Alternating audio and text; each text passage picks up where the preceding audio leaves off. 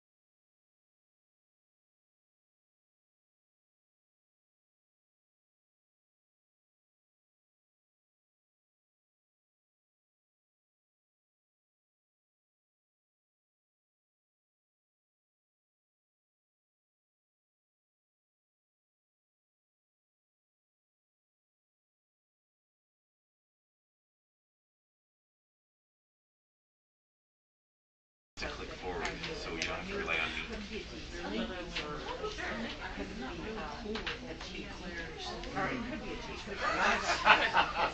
All right, board members, let's gather. It's time to start.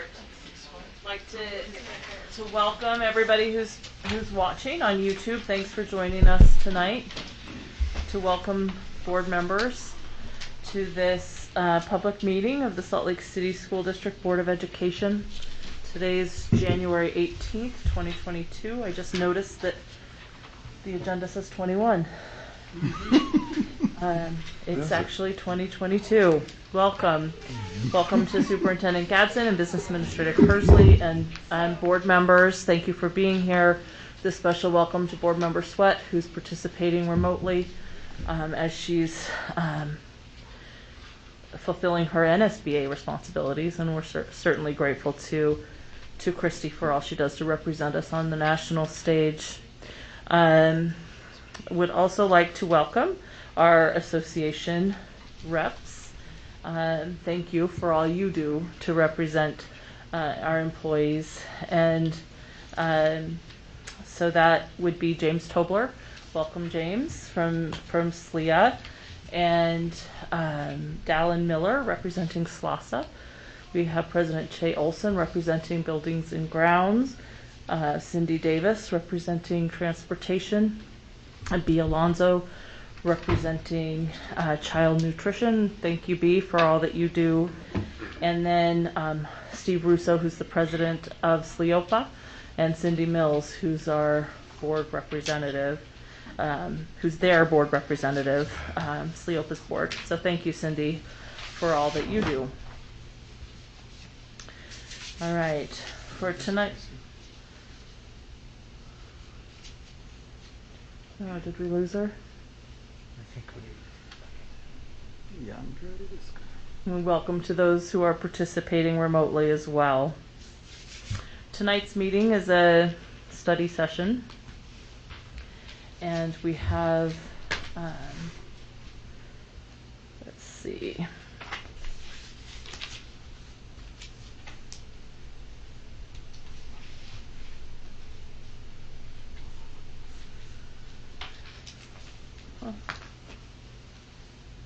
Thanks for your patience with me. Let's go ahead and move to the Pledge of Allegiance.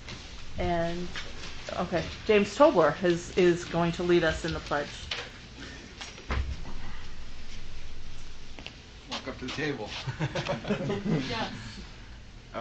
I pledge allegiance to the flag of the United States of America and to the republic for which it stands, one nation, under God, indivisible, with liberty and justice for all.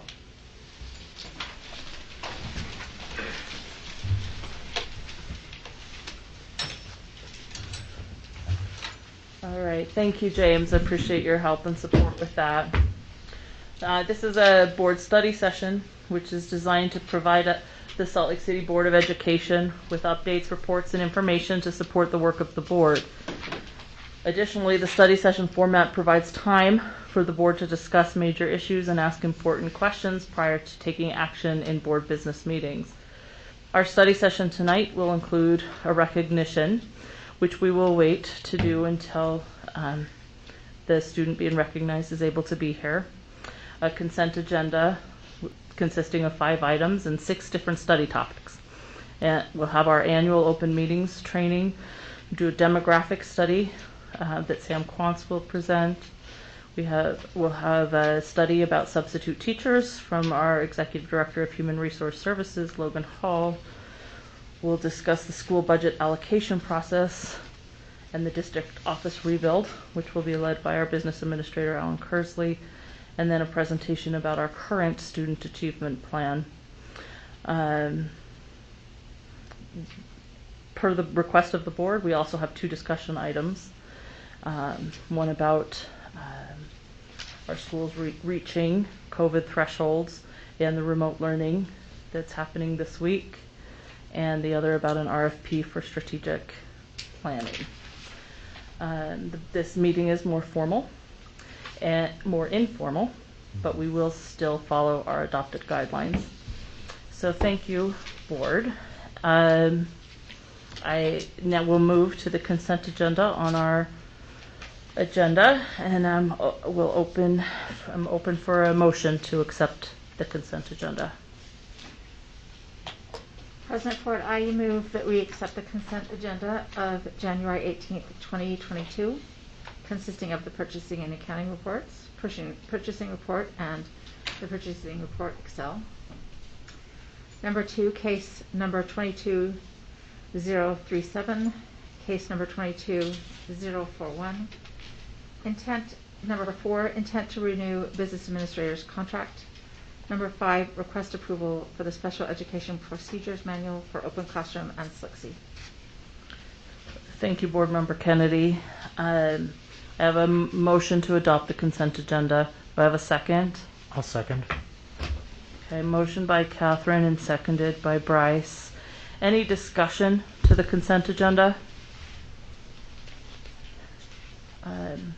I will mention that the request for approval for special education procedures for open classroom and SLCSD, we are the same procedures that we approved for the LEA. Is that correct? That's correct. Okay. So we had a chance to study that in a study session. These procedures are now being adopted for those 2 charter schools. I also would like to say that the board underwent an evaluation process for our business administrator, and the board looks forward to offering a new 2-year contract to business administrator Kersley, and thanks him for the work he's doing for the district. Any other discussion to the consent agenda? Okay, seeing none, we'll go ahead and vote, starting with you, Bryce. Bryce Williams, yes. Jenny Sika, yes. Catherine Kennedy, yes. Nate Salazar, yes. Mohammed, yes. Melissa Ford, yes. I don't Christy think with us? Christy's with us. Okay. She did say that the internet was spotty where she's at, so hopefully she'll pick back up when she can. And thank you, that consent agenda is adopted. Now I'd like to move back to recognition, because we have with us our really awesome student board member from last year and substitute for this year. Thank you for being with us, Dottie. Oh, that would be me. Superintendent, do you want to explain a little bit what the recognition is, and then I'm going to turn the time to Catherine to introduce Dottie. Yes, Oren Dottie, that we call Dottie, has been recognized and is going to be a 2022 United States Senate Youth Program representative. And this is for outstanding high school students who plan to have a career in public service. With this, Dottie gets a $10,000 scholarship, and she attends the virtual Washington Week, March 6th through the 9th. So we are extremely proud of our Dottie and her leadership and future service to the United States. Thank you, Superintendent. And I think we all have a special feeling for Dottie, but I know Board Member Kennedy feels especially close to you. So if you want to introduce Yes. Dottie. Yes, thanks. So I'm thrilled to have this opportunity to give this to Dottie. And she is an amazing student at West High. A senior this year, we have moved our representatives to be juniors, so we have an extra year to have them around, which has been wonderful.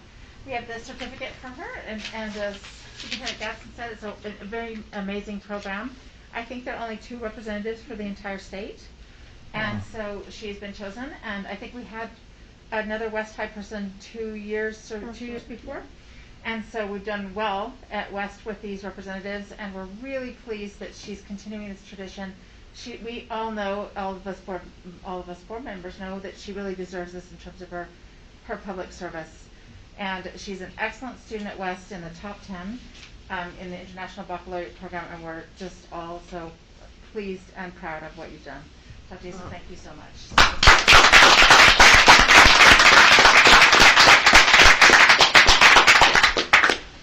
Dottie, I would love to, if you're open to it, will you take a minute and just tell us what the process was to do this and what you're looking forward to? Sure. So The process begins at the school level. I think you can request to apply or you're approached by your teachers, at which point they select 2 students to represent each school, and you'll put together a 20-page portfolio of your leadership work, extracurricular activities, or things you enjoy. So I had dance and my, albeit kind of bad, baking talent in there. But you didn't hear that from me, so. And then we'll head down to the Capitol, to the basement, which I think is their lunchroom, but that's not what they said. And then you'll have to write a speech in 30 minutes. I think it was an essay this year, and the prompt shifts year to year. And this year it was something, the prompt was, what is something that's meaningful to you in government and public service and why? So I read about the bill, which is back this year, so that's really fun. And then you have a roundtable discussion with students from across the state, which is super, super interesting. And you get to discuss a really large variety of topics. And they don't shy away from anything, which I thought was really, really cool. And then after that, you give a 3-minute extemporaneous speech on a topic that you draw out of a hat. And mine was the rising cost of higher education. So I'll leave it at that. And then after that, they name 5 finalists, and then later on, they name the 2 winners. That's awesome. And I think most of the people here know about the bill that you helped with and did most of the work maybe for last year. Maybe you can tell everybody about it since it's back. Yeah, sure, I'd love to. And I'd like to publicly thank you for testifying in favor of the bill. I can't even speak about how amazing that was. But the bill was titled HB 338 last year, School District Voter Eligibility Amendments, and it would allow 16, 17-year-olds to vote in local school board races if a local school board chose to opt in. So it's an opt-in bill. This year, the bill is being run by Representative Jordan Tusher in the House and co-sponsored in the Senate by Senator Todd Weiler. And it has the same title, but it's still being drafted. So hopefully, once that happens, there might be some school districts willing to opt in. Hopefully, this is one of them. So, yeah. Thank you. I was really impressed with the way you spoke to that bill last year and how articulate you are and how passionate you are. So thank you for all you're doing. You represent us well. Yes.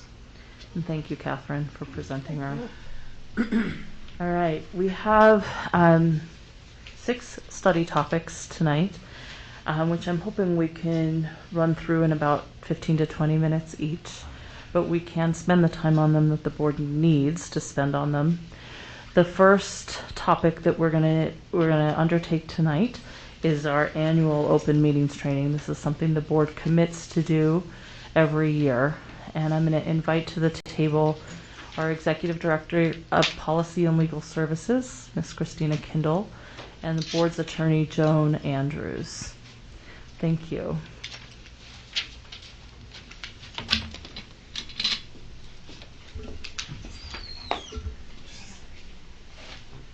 Get this turned on.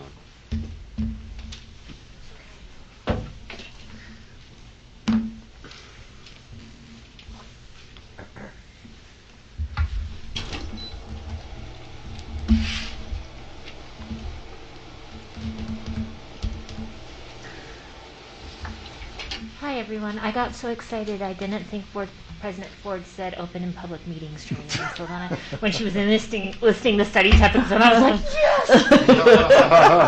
She just read it now. We're not going to let you off the hook that easy. I'm so excited.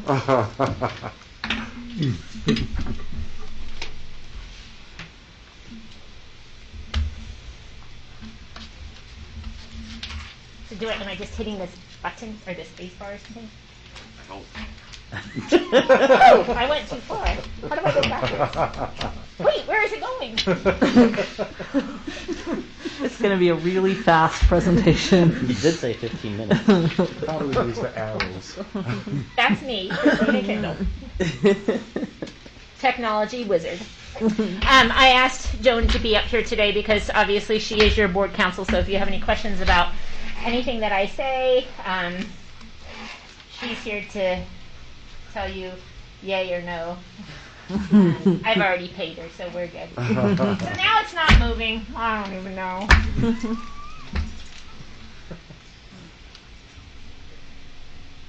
Yeah, it's working. Okay. So one of the interesting things about the Open and Public Meetings Act is not many statutes actually have a specific declaration of public policy written into the statute itself. And the Open and Public Meetings Act statute does have such a declaration of public policy. So here in the statute, it says the legislature finds and declares that the state, its agencies, and political subdivisions exist to aid in the conduct of the people's business. And then it says that its specific intent of the legislature is that the state, its agencies, and political subdivisions should take their actions openly and conduct their deliberations openly. And I think this just goes to how strongly the legislature feels about people being transparent in public's business, that it actually wrote this into a statute, because you don't really find it that often. So I just put a quote in here that you all can read for yourselves, but I think we see this a lot, that if you have a lack of transparency, it just creates distrust amongst your stakeholders and everyone who's watching what you're doing. So the basic rule for the Open and Public Meetings Act, which I know you all are very familiar with since a lot of you have had this multiple times, is you have to give at least 24 hours advance notice of each meeting, unless it's an emergency, which we can get to later. And that notice has to include the agenda, the date, the time, the location, and you have to post your public notice at the district office, on your website, at the public notice website, and you have to provide it to the newspaper and media. And also, because you all do approve an annual schedule in advance of your meeting, you have to do that annually as well and post that annual notice. So what is a meeting? I'm sure you all know this. It doesn't seem like it would be hard to know, but it typically is when you have a quorum of you all together and you're discussing what matters that come within your authority, or when you're expending public funds. So that's just something to keep in mind. So if 4 board members are communicating, always know that there's a risk if it's something that comes before you, like to take action on, or you're expending public funds. If you're just talking about the best Mexican restaurant, like, we don't really care. Well, we may care because we would be interested to know what you think, but we don't care from the standpoint of if it's a meeting. So definitely a meeting is not a chance social gathering. It's not for the discussion or implementation of administrative or operational matters. So pretty much what that would be for you all is like if Alan was going over your benefits or something like that. Even if more than 4 of you were there to talk about what benefits you receive, it wouldn't be a problem for the Open and Public Meetings Act. So this is a funny little cartoon that I'm sure you all know about, like, you know, you've got the devil saying hit reply all, and then the angel is saying no, don't do it. So we're hoping you all are not hitting reply all. So one of the things I wanted to talk about, I mean, I know you've had a lot of Open and Public Meetings Act training, but the Attorney General's office is responsible for implementing this act, enforcing it. And so I looked at what the Attorney General's office, how they're training and what the case law is in this area, and also how the Attorney General's office has been training the Utah State Board of Education, as well as how some other school districts in the state are being trained. And the one thing that came out where there is case law is this idea of sort of a rolling quorum or a walking quorum. And this quote isn't necessarily super important, but it is to highlight that in a lot of states, and we don't have it here in Utah yet, but the case law is trending towards this idea that judges are kind of picking up on the fact that people can use the quorum as a shield, right? And so people might be getting together and saying, well, we aren't going to have a quorum, but I'm going to talk to so-and-so, and you're going to talk to so-and-so. And so it just becomes a risk when you're engaging in those types of activities. So we just want everyone to be cautious, because there is this idea that where judges are ruling for violations of the Open and Public Meetings Act if you were to do this.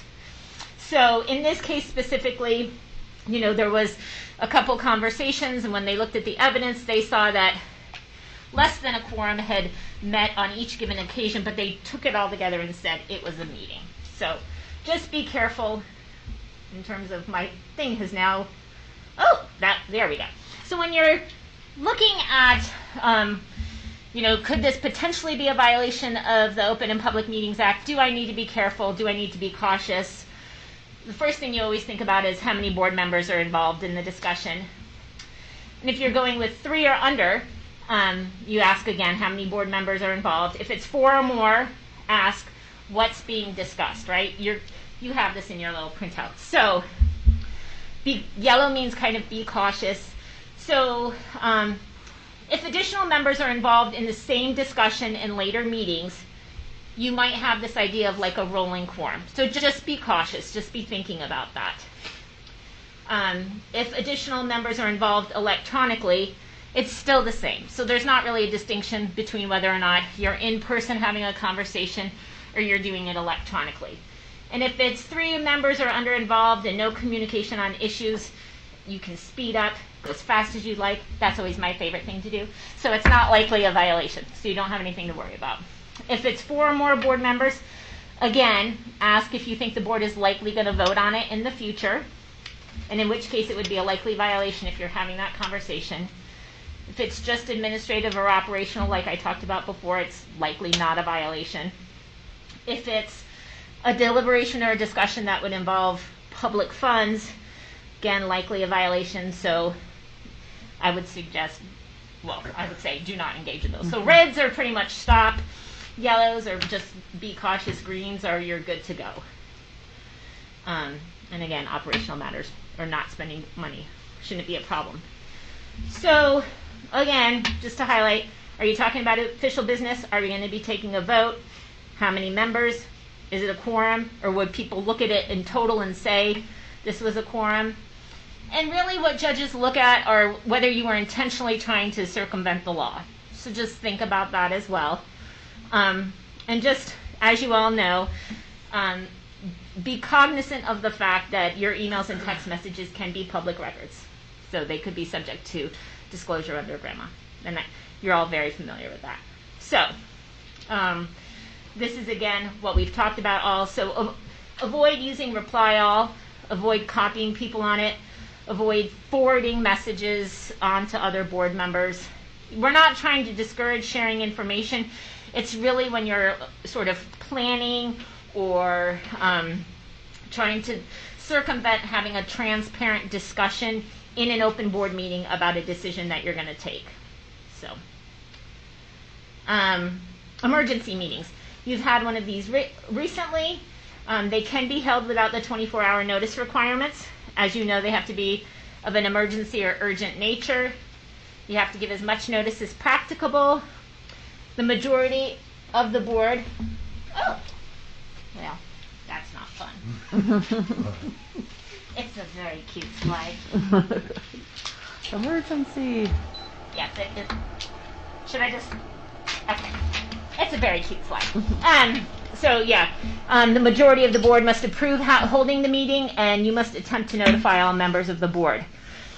To have an electronic meeting requirement. We have this in our board policy, so you are all pretty much good because state law allows you to do that if you have it in your board policy, which we do. The only thing that came about within the past year, which board president knows about, is that if all of you are participating remotely, we either have to have an anchor location, which the public can show up to, that they can physically be here and watch the board meeting, or if you're not going to have an anchor location, the board president would have to make a determination that a substantial risk to the health and safety of those present or who would otherwise be present at the anchor location exists, and therefore you're not going to have the anchor location. That would need to be in your public notice. She would, in this case it's a she would also need to indicate what evidence she based that decision on. So that's really the only way you get around having an anchor location for people. And also know that that determination of the safety risk would expire after 30 days. So you'd have to be making that pretty much every month to say, we're not going to give an anchor location. And again, just a reminder, I'm sure you're all aware of this, your board meetings are a limited public forum, so you're the elected body, you get to hold your business, you get to talk. The public doesn't have a right to come in and disrupt your meetings. So the public's welcome to be here and to participate, or attend and participate in any public, like public comment that you give them, but they don't have the right to disrupt your act. And nothing in the Open and Public Meetings Act prevents you from removing anyone who's created a substantial disruption to your meeting. Working. Yay! So your board meetings must be recorded. Audio is sufficient for those of you who've been on the board for a while. We used to do video recordings. We no longer do those. I mean, well, we have YouTube, but an actual video recording. But audio is sufficient to meet the law. And then you have to have the written record, which goes to your minutes. So the minutes have to include time, date, time, place, the members present, the substance of the matters discussed and proposed, a record by individual board member of your votes taken, the names of any individuals who provided testimony or gave comment to you, and any other information that is a record of the proceedings that any member requests be entered into the minutes for recording. So I know Board President Ford and Board Member Kennedy, you are all aware when we used to bring, board members used to bring documents and ask for them to be admitted into the records. So we definitely allow that, and that's also in your board policies as well. And just know again that texting during meetings to your fellow board members about what's happening in board meeting is not allowed. It goes against the spirit of the act to have an open and transparent conversation. If you're texting someone, I'm not going to be home on time, like that's not an issue, but it's just if you were texting other board members about what's being discussed. Like, Christina is the worst trainer ever. Not good. You can text Christina is the best trainer ever. That's an administrative issue, though, isn't it? I think that's germane to the Anything that is conversation, too. extremely complimentary of me is allowed. And I will submit a grandma request. So, Just wondering where your Diet Coke is. exactly. I don't have one. I need some caffeine. Okay. Calling a closed meeting. A quorum must be present. You have to open the meeting before you can go into closed session. You all do that. 2/3 of the vote must approve closing the meeting, and it has to be for one of the proper purposes. So there's a whole list of them. I think the ones that this board normally uses is to discuss an individual's character, competence, physical or mental health. And as you all know, that's not just an employee. So pending or reasonably imminent litigation, that can include administrative actions. So it's not just what's filed in federal court or third district court, collective bargaining, property transactions, the deployment of security personnel, devices, or systems, or investigative proceedings regarding allegations of criminal misconduct. Closed meetings, some improper purposes would be to discuss filling a midterm vacancy or temporary absence for an elected position. You also can't take a vote in a closed meeting except, and this is new as of last year, if any of you all wanted to make a motion in closed session to end closed session, that is now allowed. So you can definitely do that if I'm just rambling. Oh, and that little picture is a record for those of you who have no idea what a record is. So closed meeting records. So except when the meeting is closed exclusively to discuss an individual's character, professional competence, you have to make a record of the closed meeting portion. You can keep detailed written minutes that disclose the content of the closed portion of the meeting, and it has to be complete and unedited from the commencement all the way to adjournment. And then, again, you have to talk about the date, time, place, names of the members present, and names of anyone else present. And those records are not subject to grandma. I'm sure you're all aware of that, but they are not. They would only be subject to court order. And typically in that case, the judge would review those privately, not in an open session, and he would determine whether or not they should be released. So what happens if you violate the Open and Public Meetings Act? So any individual denied a right under the Open and Public Meetings Act has the ability to bring a lawsuit in 3rd District Court. If you had taken an action that was disallowed, that would be overturned or undone. You would have to start again from scratch. And if any board member like knowingly or unintentionally violated it or aided and abetted, it would be a Class B misdemeanor. Questions? I'm totally under 15 minutes. Yes, you're awesome. I talk so fast. Even with the interruptions. Any questions? Okay. It's Awesome. well, you just stay for a minute.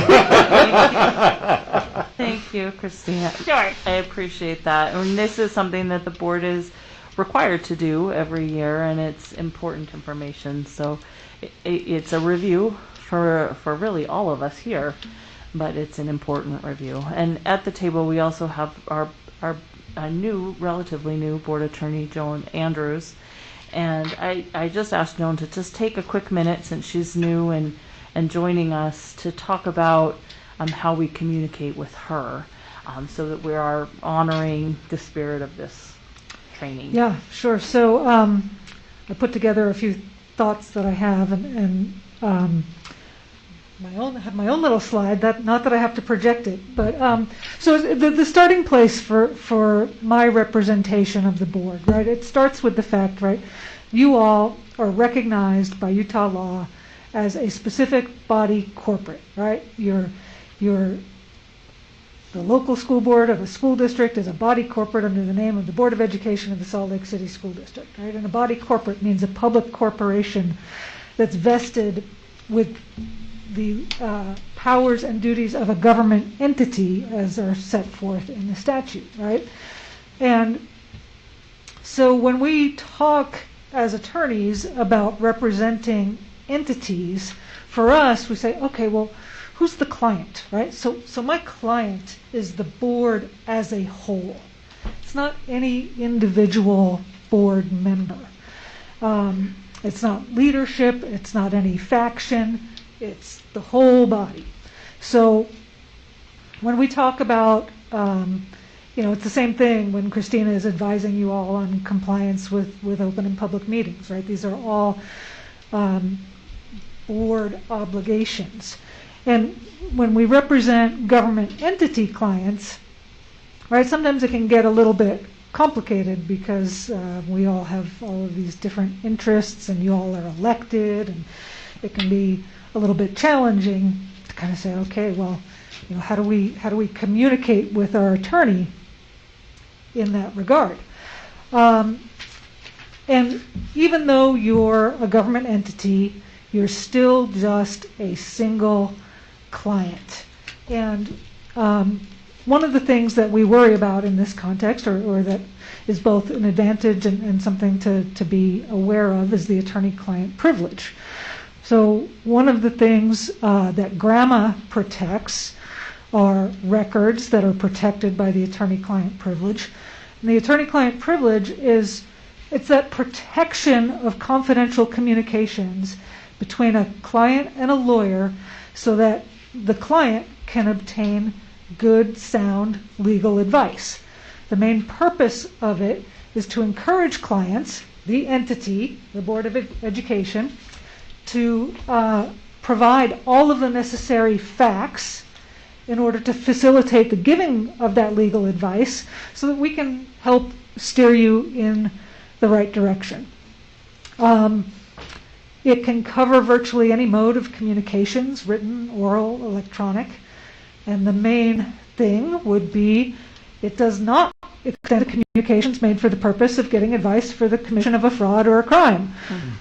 Which, yeah, right? Got it? But if one of you all were to call me and say, hey, Joan, how do we get around doing this in an open and public meeting?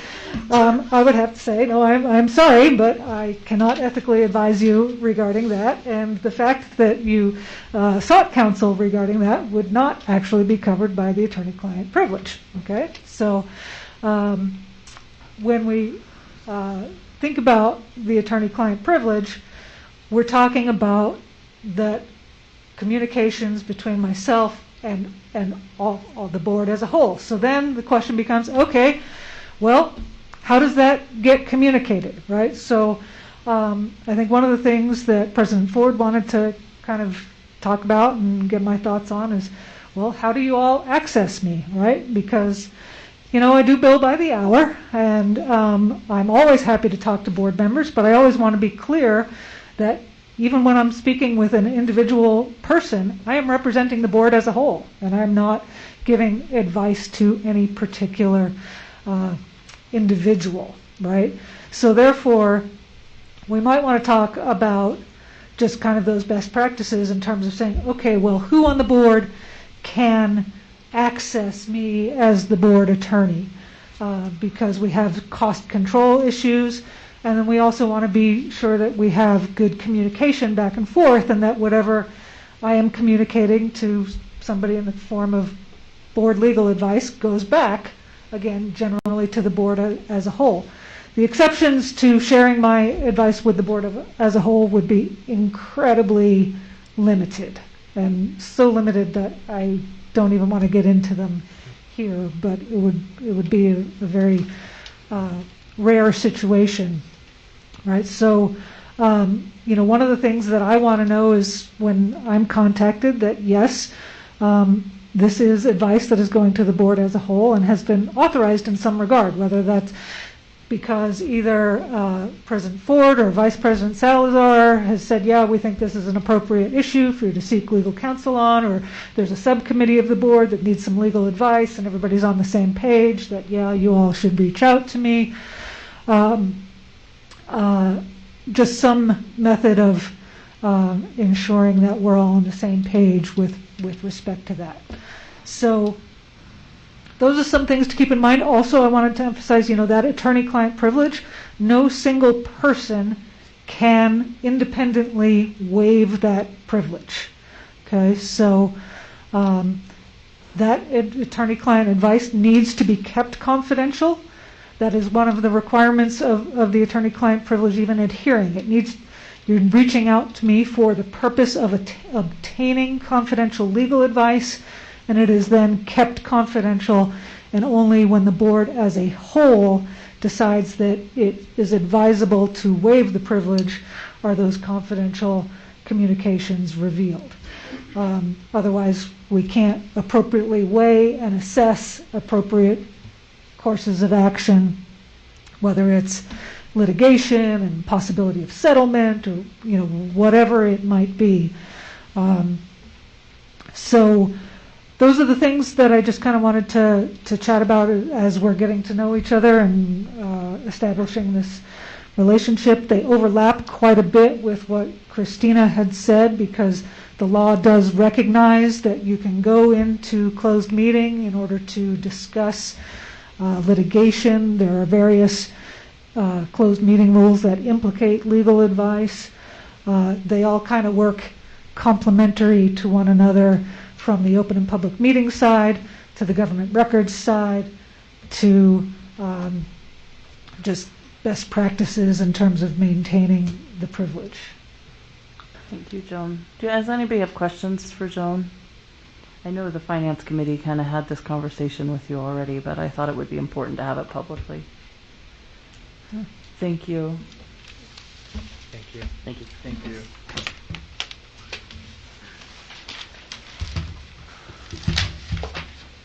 All right. The next topic for study tonight is the demographic study. And that's Sam Quantz who will be presenting that. I'll invite Sam to come to the table. This was something that the board had requested that you put together, and will be important for us to really truly understand as we're moving forward and making decisions for our district. So thank you, Sam, for putting this together, and I'll turn the time to you for this study. Thank you. Board member or Business Administrator Kersley is passing out the presentation that we put on the agenda. There are a couple errors that we found as we were cleaning up this one, so the PowerPoint you see will have those. For example, the date is January 18th and not the 19th. So those are a couple of minor things that we've adjusted, and we'll attach that to the agenda after this meeting. And let me just add to the board members, by request, you also have a copy in your folder of current and historical enrollment data. Thank you. So I'd like to introduce Rick Brammer. He is from Applied Economics. He is the one that took our data and put this report together. So I'll turn some time over to him. He can explain about his company and go into the data. Thank you, Mr. Quantz. President Ford, Vice President Salazar, Dr. Gadsden, members of the board, and the public. It's my pleasure to be here tonight to at least give you a first run through the report. We have a report, written in draft, but we do have want to make sure we have everything tightened up before we go too much further with it. But just by way of reference, Applied Economics has been in business since 1995. I've been doing this type of work since 1985. During that period of time, I've worked for about 70 different school districts in 4 different states. And I've done projects in inner city areas, rural areas, all different kinds of structures, and all kinds of structures in terms of how do you do education? Do you have open enrollment? Do you have charter schools? You don't have charter schools, all those different issues. Fundamentally, I'm a demographer. I got my start doing work for transportation planning, transit systems, the Maricopa Association of Governments freeway program, nitty-gritty, who lives there, characteristics of who's going to live there and what's it going to look like in the future is pretty much all I've done my entire career. And so the next slide just gives us what basically our scope of work is, boiled down into some bullet points. So obviously we torture enrollment data to death. We try to analyze everything we can from that. And that has to do with not only the total, but the grade level characteristics, but for me also the geographic distribution and how that's shifting. And what you're going to see makes our approach different, is that we're not looking at the district totals all the time. We're oftentimes looking at neighborhood up, because that's where we really see the differentiation. Demographic characteristics of the existing population. You have 200,000 people living in your district now. And so the characteristics of those people drives your enrollment. And by that I mean, is it aging? Or is it not aging? Are we getting in more families or less families? What's the profile of those people look like? We do look at the impacts of residential development. We've had a ton of it, especially here in downtown, and we're going to look at why that hasn't had more of an impact on us. And then finally, we do 2 distinct models. I do a macroeconomic top-down. How do the macro trends affecting Utah and affecting metropolitan Salt Lake City impact us from a top-down perspective, grand scheme things? And then, as I said, go to the next slide, the bottom-up, which is kind of our claim to fame. So rather than just modeling the district, I end up modeling what I call planning areas or grids. And in this case, I've divided the district into 169 planning areas. So they're big enough to have a big enough population that you can model and you can track over time, but they're small enough to give us a little resolution so we can see what's really happening inside the district. And we built these up from the catchment areas that Mr. Quantz provided for us, and they respect all of the elementary, middle school, and high school attendance area lines, so that when we're doing our analysis, we can add up these blocks in different ways and look at the grade level impacts backwards and forwards. We got 5 years worth of data, I believe, 10 years worth of data we geocoded, so that we'd actually have the information on these neighborhoods going back that far. So it's fabulous that you guys had that kind of a database available so that we could do this part of the analysis. There's a couple of bullet points to bring up there too, Mr. Quantz. So starting back off, looking at, in this case, this is fall K-12 general education enrollment, where the blue bar is the total count, and the red line is the year-over-year percent change. And what leaps out to me in looking at it is, of course, through about 2015-16, there really wasn't a whole lot of change. I mean, there was some minor ups and downs, but it really was fairly steady. And then since 2015-16, enrollment has fallen in this category by 3,200 students. Last year, much exacerbated by the impacts of COVID-19. And the interesting thing about that as a demographer and as a person who on any given year worked for about 30 different school districts is that there were those who got a bounce back this year and those who did not. And it was very interesting, and it was not exactly predictable. But in places where people had the opportunity to expand geographically, to take advantage of a provider in a different city or in a different setting, then we don't see the bounce back as much. People are getting more and more used to accepting educational alternatives.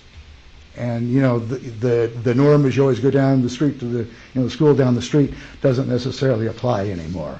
We have a mobile society and a very educated population that's taking advantages of those kind of opportunities. The next slide is just something we added here at the last minute just to show how the self-contained enrollment has performed during at least most of this time period. And you see the same basic pattern where up and down, but fairly steady until just a few years ago. And it actually does follow the same pattern as the regular education students. One of my favorite things to do is look at the enrollment then in terms of average enrollment in groups. So we're looking at cohorts, K2, 3, 5, 6, 8, 9, 12. And you can see how that distribution stayed incredibly fixed during that time period through 2014-15.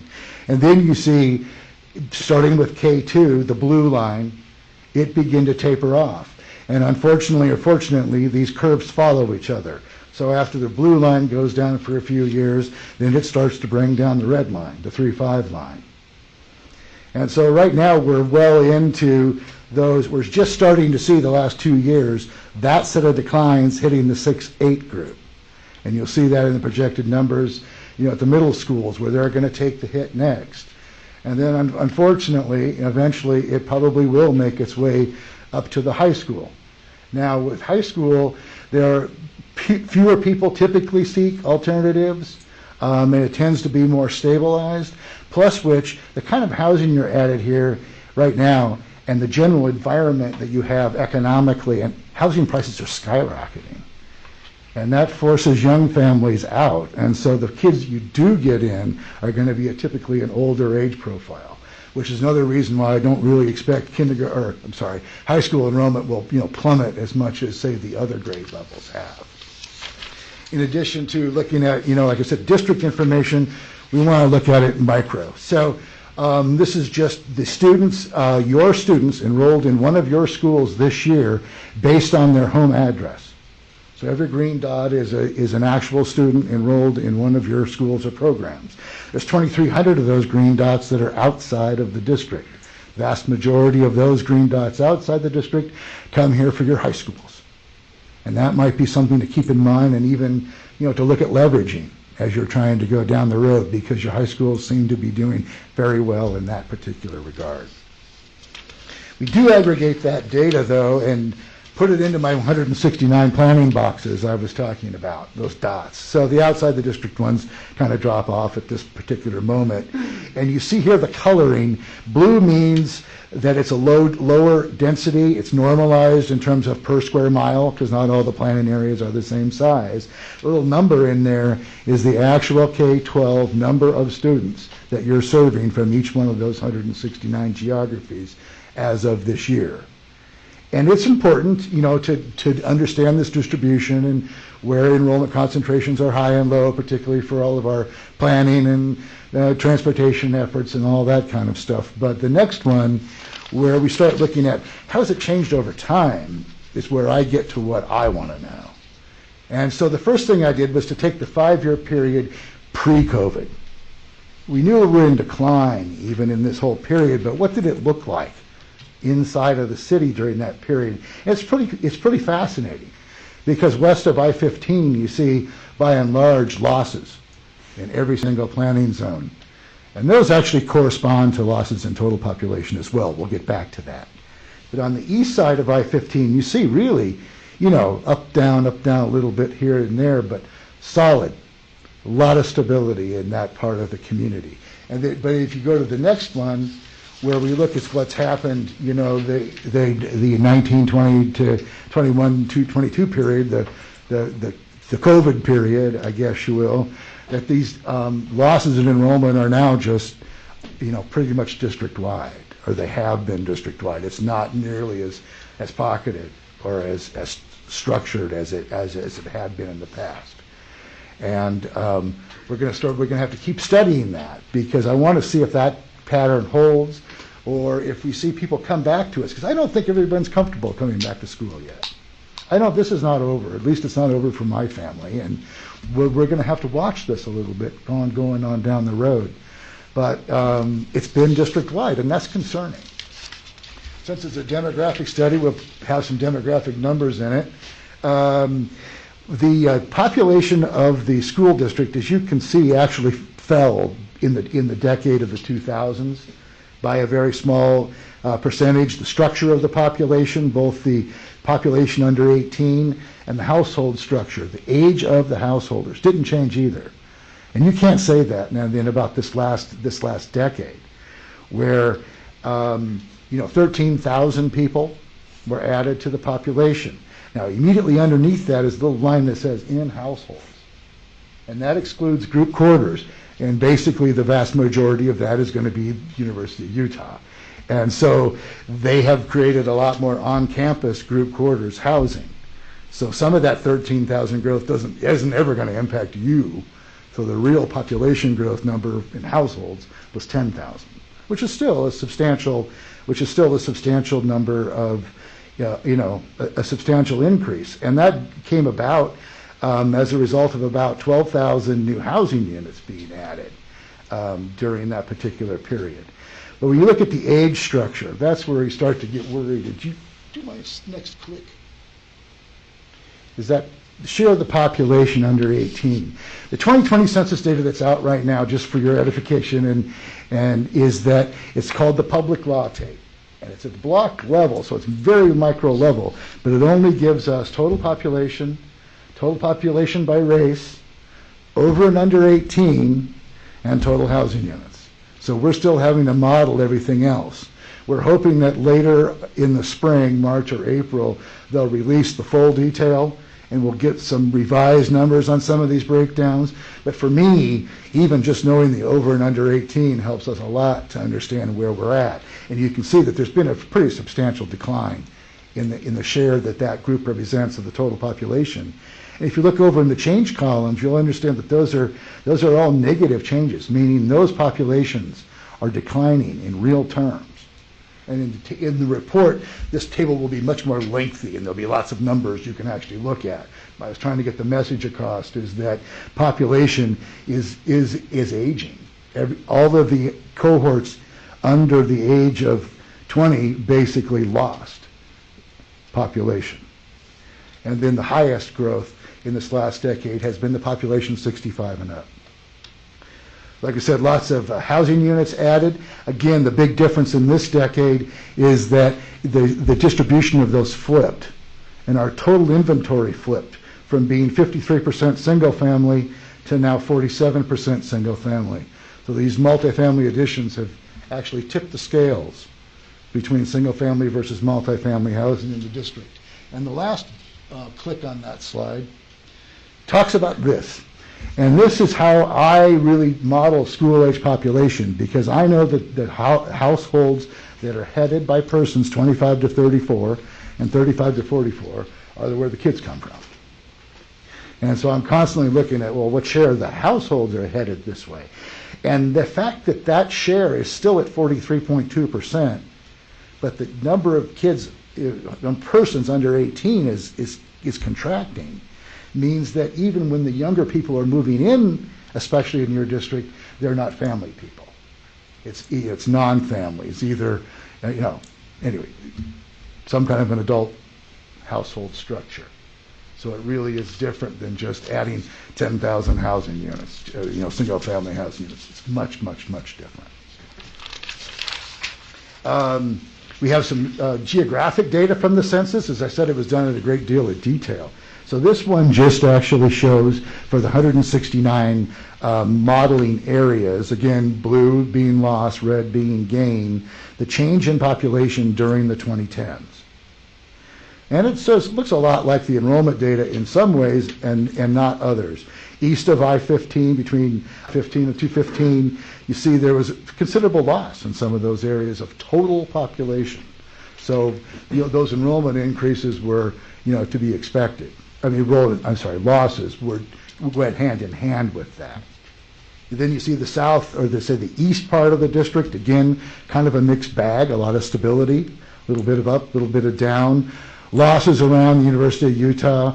One of the things I've seen is that in colleges like yours, which is a great thing, where they begin to take off and they begin to grow and they become things, that they do displace residents. Students can pay more rent than the average family with kids. And so we're going to want to watch that area real closely as we go forward, because affordable housing is a major issue. And the city has actually acknowledged that in some of their newer plans by requiring 10%, 20%, whatever of the units be offered at less than market prices. So everybody's aware it's a problem, but it's something really a problem for us when we're talking about kiddos. The center of the map, downtown, was where all the population growth actually happened. So just kind of keep that red spot in your mind, because we're going to see another map in a minute. One of the things that we're battling in terms of this age distribution issue is birth rates. And this is a national phenomenon also, but the rate of decline in the birth rates in Utah has been much more dramatic. Now, it's always been higher, the green bar being the Utah birth rate, the blue bar being the United States birth rate. And so if you look back at 2010, the birth rates in Utah were 45% higher than the U.S. average. And they're still higher, they're still 30% higher, but that decline has been substantial during this period. And it's really kind of trending back towards an average. As you get bigger, it's not really it's just the way it is. But the fact of the matter is that we are now below replacement level of child production in the United States as a whole. It takes 2.1 births per female lifetime to have zero population increase. And we're at 1.8. So in the absence of foreign immigration, we will see a decline in the population of the United States. And it doesn't mean it's going to decline in Utah or, where I come from either. But the fact of the matter is the pot isn't getting bigger, it's getting smaller. And I highlighted out here at the end, they also do for us these really small areas where they report just like kind of the gross birth rate. And so all the subparts of the city of Salt Lake City are detailed there. And the only one that's even above the state average is Glendale. And all the rest of them are I have 4 kids. I think it's something to be proud of. But anyways, but the fact of the matter is the other areas are below, and some of them are really below. These are just not where people are having the kids. So here's the population change of people just under 18. So it's the same map, same concept, and it's different in the same. But you see the downtown area, which was bright red before, is still red in this picture, but the numbers are pretty small. So I added up all of those planning areas that really make up downtown, the ones you see that are red in there, and that actually accounted for an increase of about 700 to 800 persons under the age of 18 during the decade. And not to spoil my whole show, but you're getting less than 100 kids out of those new projects. So again, the population isn't following. One of the other factors we look at, of course, is alternative providers, and 3,400 students in charter schools in the somewhere in the district, 3 of which are yours, which enroll about 1,100 students. This is again something that if we were to go into a more of a monitoring phase with this, we'd be watching those numbers real closely, not only just to see what the impact is, but see who's being successful and what they're doing and what grade levels they're attracting, because all of that information is available to us. We also have a lot of private schools in your district relative to other parts of the metropolitan area, and that's typical of being in a downtown. I also have the privilege of serving the Phoenix Elementary School District, which serves downtown. They have a structure where they have elementary districts overlaying high school districts, but I work with the K-8 district there. And, it's kind of interesting because even though Phoenix is a much bigger metropolitan area, the quality, the maturity of the downtown, we have lagged seriously behind Salt Lake in terms of the density, the international component, the quality of, some of the housing that's being offered. But that's kind of changed too. And everyone's building these multi-story, urban lifestyle type of apartments. And they've been getting a lot of them in Phoenix, and their enrollment's been falling like a rock. It's having the exact same effect where not only don't the new houses bring in any new kids, they create jobs and activity that make other people want to be near those, and that makes rents go up in the entire vicinity. So, it's a good thing and a bad thing to be in a central city. We'll switch our focus over here a little bit to residential development, which the coloring of which kind of follows the population map. But you can see we've had actually additions in housing units, even in that area between 215 and 15. Not a ton. Population's gone up, has gone down, I'm sorry, but the housing units have been continuing to be added in that area, which says to me population per household in that area is plummeting. Families are either moving out or aging out. We may have to watch that a little bit to really know for sure. And then I talked about, about 11,500 units added in the whole district, just in that area bounded by I-15 on the west, 300 north on the north, 1,000 east on the east, and 900 south, comprise 60% of those additions, about 6,700 or so housing units were just in that downtown area. We got a population bump. We didn't get a bump in the population under 18. We did a tiny bit, but hardly at all. If you go to the next slide, you'll see that in that downtown area, we did a survey of 50 multifamily projects.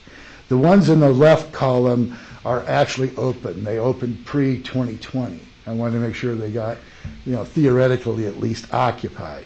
And so there's a list of those 4,646 units. So that's 4,600 out of about 6,500 total. Again, this is just meant to be a sample. It's not a comprehensive thing. But out of those 4,646 units, I was able to look them up, then students by address, and match them to these buildings. And I came up with 69 of your students out of 4,600 housing units. And I know from the census data, it ought to have been 700 or 800. So there is an issue there with that. If that component isn't a large population, but it is one that it appears you're challenged by, by serving. Maybe that's something we need to think about addressing, is how to reach out to those people, because they're a different kind of householder than you're used to in suburbia. And then, of course, there's 2,000 more units that are in construction right now, that are just literally under construction right now, with another 2,000 more of those units coming in the next 3 or 4 or 5 years. So we've got to figure it out, because that's really all there's going to be. The next slide just shows a map of where all those complexes that we surveyed were. And in the report, there's actually a very detailed table that describes how many bedrooms each of them has, their low rent, their high rent, and all of that. Because I was looking at that, like, is there any place here for people to go with families? And that's when I discovered the fact that, well, really no, but the city is waking up, because several of the new projects do have set-asides for affordable housing. May not be enough, but at least it's acknowledging it. In terms of our projections, then moving forward, and we take those housing units that are created, they turn into households. We're expecting about 10,000 more housing units to be added over the next decade. That'll result in about 9,000 new households. That's an occupied housing unit through the occupancy rate. And then what I do is I take that change in the number of households on the next slide, and you don't see it here, but it's really stratified for me by those age groups I showed you before, because by knowing how many households and how the age groups break down, I can not only estimate but project the school age population School-age population means all persons aged 5 to 17 living in the district, whether they go to your school or any school. They just live here. That's all we know. And so let's take 2020, because that's going to be a pretty close to the most real current number we have, because it's based on census information. So we have 84,351 households, generating 24,575 school-aged persons, or 0.291 per household. Follow? The enrollment as of last year, and this was actually only regular ed. I will be adjusting this to include special ed students in the final, but this is regular ed, was 19,919, which means there's a difference of about 4,600 or so school-age persons between your population and your enrollment. It's really more than that, though, because you're bringing in 2,300 from outside of the district, or 2,283. So you're really losing, about 7,500 or so in-district kids for an actual, what I call a service rate of about 71%. So of the kids in your district, that's the percentage of them that you are actually serving. And in my experience in environments like this, where you have charters and pretty liberal open enrollment policies, that's not ridiculously low. I mean, it's a little bit on the low end, but everybody is becoming more aware of their alternatives, and we see just a lot more movement, period, between the schools. How that breaks down, this is just a graphical image of how that looks, where the K-12 enrollment is the blue bar, and the green bars are the school-age population, and the red is the ratio between the two. And so you see how, it was steady. It was hanging in the 80% there for a very long time. And then we had this big step down last year because the population didn't go away. Enrollment went down, but most of the kiddos, or almost all of them, were still there. So we have a dip all of a sudden in that ratio. And I was expecting, as a demographer, because it isn't like a normal recession where people left the area because they all lost their jobs or something. We were all sick at home. Kids were all still here. And so and others were expecting a lot of them would come back, and we didn't see that. And that's one of the things we need to really focus on, and we need to understand why that's happening. How that plays out in terms of our projections then is over the next 10 years, we'll see a reduction, according to these numbers, of about 1,400 K-6 students, about 15%, about 550 middle school students, 18%, and about 660 high school students, only about 10%. Again, for all the reasons I said, high school is just, I don't see it being affected as much as those lower grades. We break it down also then, the next slide, because we do that by those planning grids. That's where the modeling really happens. And so then we can aggregate that up by attendance area. And so this shows us history, 2014, 2019, 2021, of the number of your students that came out of each one of the attendance areas. And then the yellow column and the blue column being my 5-year and my 10-year projection.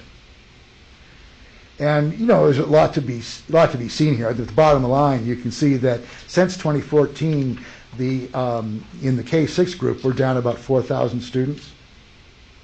But if you take those periods together, you can see where the middle schools held their own in the 14 to 19 period, but started to feel that burn from that reduction in those classes coming forward, and that's going to continue.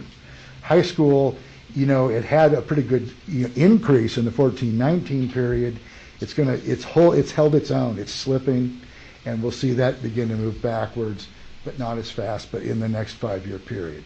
And we're not going to go through school by school, and all of that, but the information is there, and there'll even be more of it in the report. Now, what I stopped doing, short of doing here, is we'll also do them by school. But that's something I'm working on with Mr. Quantz, and that's more of a short-term projection. This is more of a longer-term macro kind of thing. We'll also get into the next year grade by grade nitty-gritty at some point.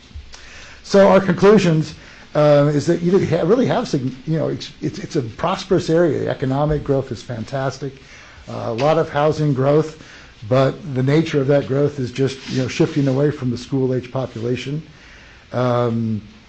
It's obviously gentrifying, and it's a good thing from a community development standpoint. It feels good, it looks good, but it's hard on families and it displaces people.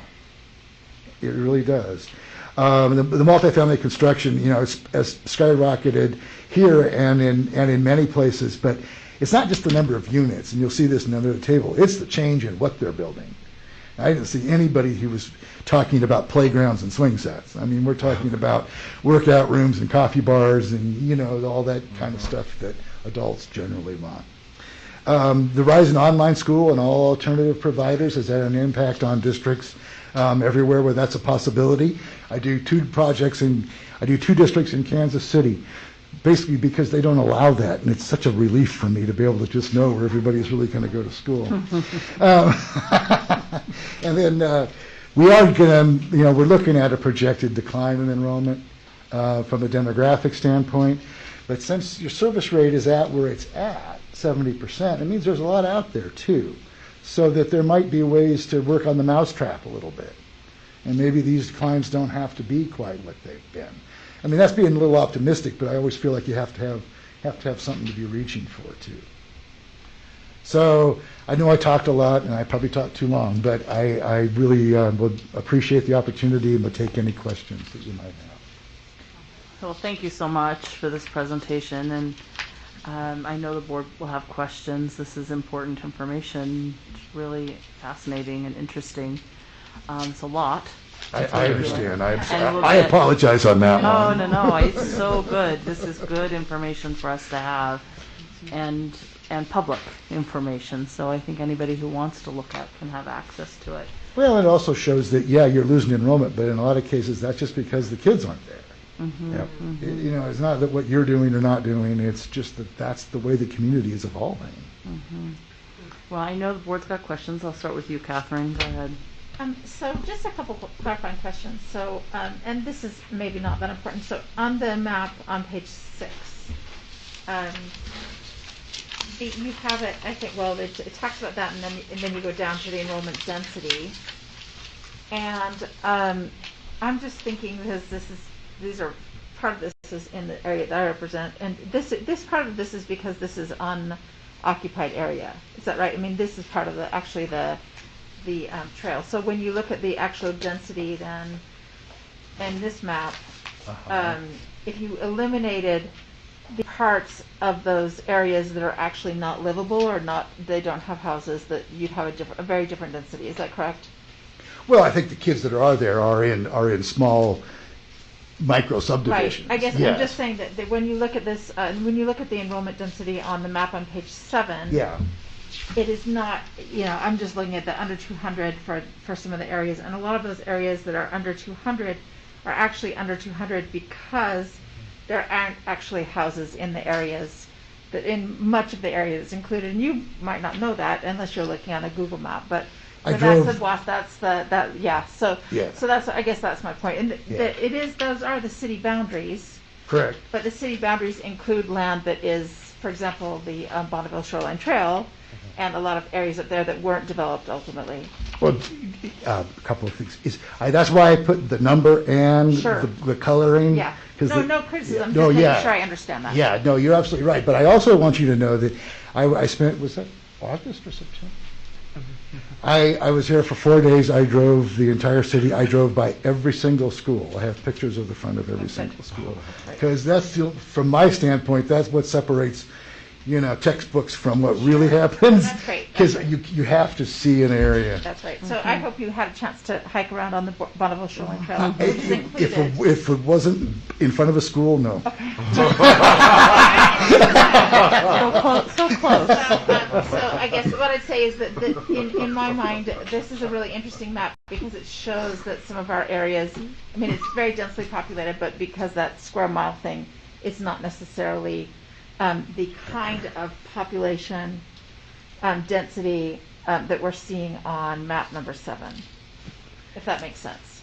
Yeah, it does. And the dots are very deceiving because one thing, like an apartment complex, If you have 200 kids at the same address, those dots are all piled on top Sure, of each absolutely. other. So that's just an illustration of, And how I'm looking- wide your reach is. And I'm looking at the very north where they're just, there's these vast areas, and actually the west. south, the west as well, Yeah, which is just the northwest and some of the southwest, which has large areas. So Yeah. that was my first question, and then I may have forgotten my second. Oh, my second question is actually about this chart, which is maybe a Sam question. Is that right? The extra chart that. Oh, yeah. Yes. So I guess I would be really interested. I think it's really interesting to see on your final charts or the second to last page, 30 seconds. the enrollment by attendance area. That is that's enrollment by attendance area. They're really, really interesting to see the enrollment projections, if you can do that, by who you think will be at the schools, because this is just what people will be living in those boundaries. Is that correct? What students will be living in those boundaries? Right. And so what we Not do, necessarily where they'll be going. correct, and that's why we have a secondary model Right. that takes that movement into account. Well, we don't have that model on here yet. No, we're Okay. still updating it. Okay. That's correct. Okay, those are my two questions. Yeah. Thanks. Yeah, just pointing out that in the printout, the numbering on the pages is a little off, so if you're Yeah, referring to I numbers- apologize. No, it's okay. I just want to make sure board members are aware of that, so And I that was just when looking you're at that. referring to a page, you can Mr. refer it Quanson to it by its is title. going to post a revised version of this for us. Please don't worry about it. We just need to be aware of. I worry about Title. everything, so I am impressed. No, I know. I do too. I do too. Thank you for. So to clarify, Keeping I was that. talking about the current students, and that would be page 6. Those were pages 6 and 7. Those were right. And then the other one was, the last one I was talking about that was dealing with that is actually page 22. This one. And so actually that one's right too, I think. Enrollment by attendance area. I think I had 221.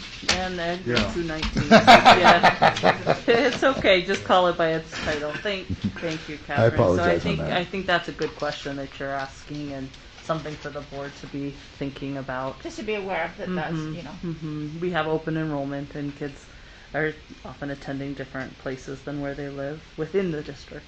I watched the board meeting where Mr. Quanson presented that report where it shows that relationship where kids live versus Yeah, where they attend. it's an interesting chart. And I make the exact same chart and have been, and that will be in my report too. Oh, great, thank you. But it That's is very exactly like what he's We'll been look doing forward for to this you. complete report. I think we've all got some. It's in draft, reading. so we're just making sure Well, we've thank you. got Yeah, all of our that's stuff great. taken care of. Thank Other- you very much, by the way. Very, Oh, very you're very welcome. Yeah, thank you, Catherine. Other questions, Mohammed? Yeah, this is more of a comment. I was in a conversation with the city council of my district, asking them exactly about, what's happening in our district, what's happening in our city in terms of the population decrease, especially student age. And they have tried this idea of affordable housing. Unfortunately, it has not worked, and especially on the west side. And the reason they said is because the cost of the land is astronomically expensive, that even when they go and build large units for rents is not able to cover the cost of whatever they spent on it. So that's one of them. And now, actually, tonight, the city council, they are starting a new initiative, and it's called West Community Initiative. And it's meant actually for families on the west side for a purpose of addressing this idea of decreasing population and figuring out a way to maintain the families in there and not let the gentrifications of the neighborhood move them away or kick them away from their location. So there is, I know the city council, they're trying to work things, yeah, thank you. Important. Thank you. Other questions? So I think that this is important information, and I really appreciate you presenting it to us. And Sam, I really appreciate the work you're doing on this, because all of this data will inform really good questions for us to study as we make decisions for the school district going forward. And so I just want to say thank you. I know that we're lucky to have Sam working for us. You definitely are. I would second that one.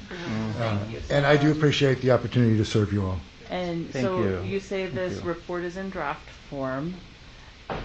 Do we have an anticipated time for the board to be able to see it? Probably, I mean, I would anticipate having it out by the end of next week. Okay. Okay. It's really done, except for tightening up these last little issues. Okay. That's great. Fantastic. Thank you.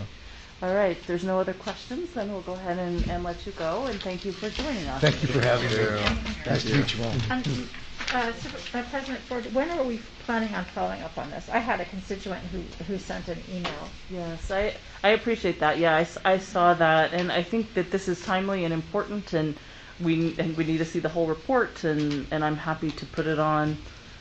I mean, I don't think we'll be ready maybe for February 1st, but potentially for March 1st. Or the middle of February. Or middle of February, absolutely. Yeah.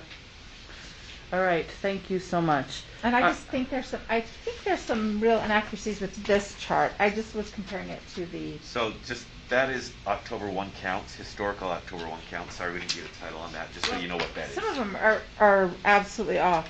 The for example, the Benyon line is complete. We have October 1st was 150, and you have it as 399. What I hope is I didn't print out the wrong version. Okay. Because we had some problems with some subtotals. Well, the We other got thing it is corrected, but on the October 1st, it's M. Lynn Benyon, and here it's Benyon, so I wonder if that got shuffled somewhere. we'll check that and see if there's corrections that need to be made. And we can So email I it think, out. an updated version of this to go along with that final report would be something that we can get to the board as soon as possible for us to start really diving into. Thank you again, Sam. Thanks very much, Sam. Thank you. And Alan, thank you. The next discussion topic is going to be presented by our Executive Director of Human Resource Services, Mr. Logan Hall. Thank you for coming to the table. This is a topic that we've been hearing about for a long time, and something that we need to have a really good strategy for finding ways to support our teachers in their need to take days off, to have sick days, and have our classrooms covered by substitute teachers. And so I really appreciate Mr. Hall being willing to come and talk to the board about this, because it isn't something that we have a one-size-fits-all solution for, but I think we need to make better progress on it than we have. So I appreciate that willingness to engage in a hard topic. Thank you, Mr. Hall. Absolutely. I'll let you begin. I appreciate the opportunity to come and provide an update on our efforts so far this year in addressing the substitute shortage. As you know, it's been a long-standing issue, not just for us, but nationally. When times are good, it's hard to find employees, and when times are bad, it's a little bit easier. Right now, unemployment is at a historical low, and it is extremely difficult. We have implemented some major changes that are making some strides, but people are not falling out of the sky. As I said, with the unprecedentedly low unemployment rate, it's very difficult to find people seeking work. But some of the things that we have done, number one, this year we have increased the number of days that substitutes are permitted to work each month, making it so that substitutes can work as many days or as few days as they would like. So the opportunity for them to have full-time employment and become benefits eligible is open to any and all of our substitutes. If they would so choose, they can work as many days as possible, which definitely helps, because prior to that we had a limitation where they could only work 15 days of the month, and so that cut out 5 to 6 or sometimes even 7 days in a month that they wouldn't be able to sub when they would want to otherwise. And so that change has seen an increase for certain substitutes being able to work more days a month. Also, in order to entice more applicants into the substitute pool, there was a recent change in state board rule that now allows us to hire a substitute teacher without having a bachelor's degree. And so right now, that requirement's been reduced. As long as they have a high school diploma, they can apply and be hired as a substitute. So that is also helping address those numbers. So that's seen some positive traction. most importantly for us, at the beginning of the year, I was getting nonstop complaints about our online application system, how draconian, how difficult it was to navigate. So as of January 3rd this year, we've implemented an all-new online application system. It is much more streamlined, and it's also allowed us to streamline our hiring process a lot easier. So making application to starting work a much shorter process. In fact, someone could go through the requirements of the online application at this point in under 7 minutes, which is a vast improvement over our previous system. My colleagues and I have been testing out other systems in neighboring districts, and we're right up there with the best of them, and definitely beating others by a large margin who are using more difficult to use software. Even out in industry, there are lots of just working in fast food or something like that. Our application system now is competitive with that. We've eliminated a lot of erroneous requirements to be able to provide additional information that's not really needed.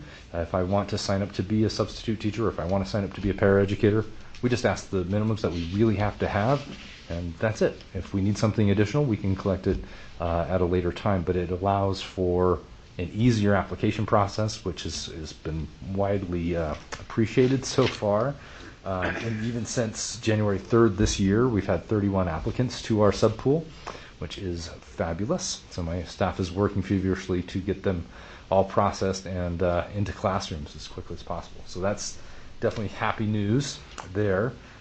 One other thing, very interesting idea that came to me via Dr. Gadsden, was this last Friday I engaged in a partnership with the Salt Lake Chamber of Commerce to create a substitute teacher business connection, where myself and a colleague in Granite School District are employing local businesses to allow their employees time to come and work for us 1 or 2 days a month as a substitute in lieu of doing their normal jobs in the business community where they're able to do so. And so there was a lot of support for that.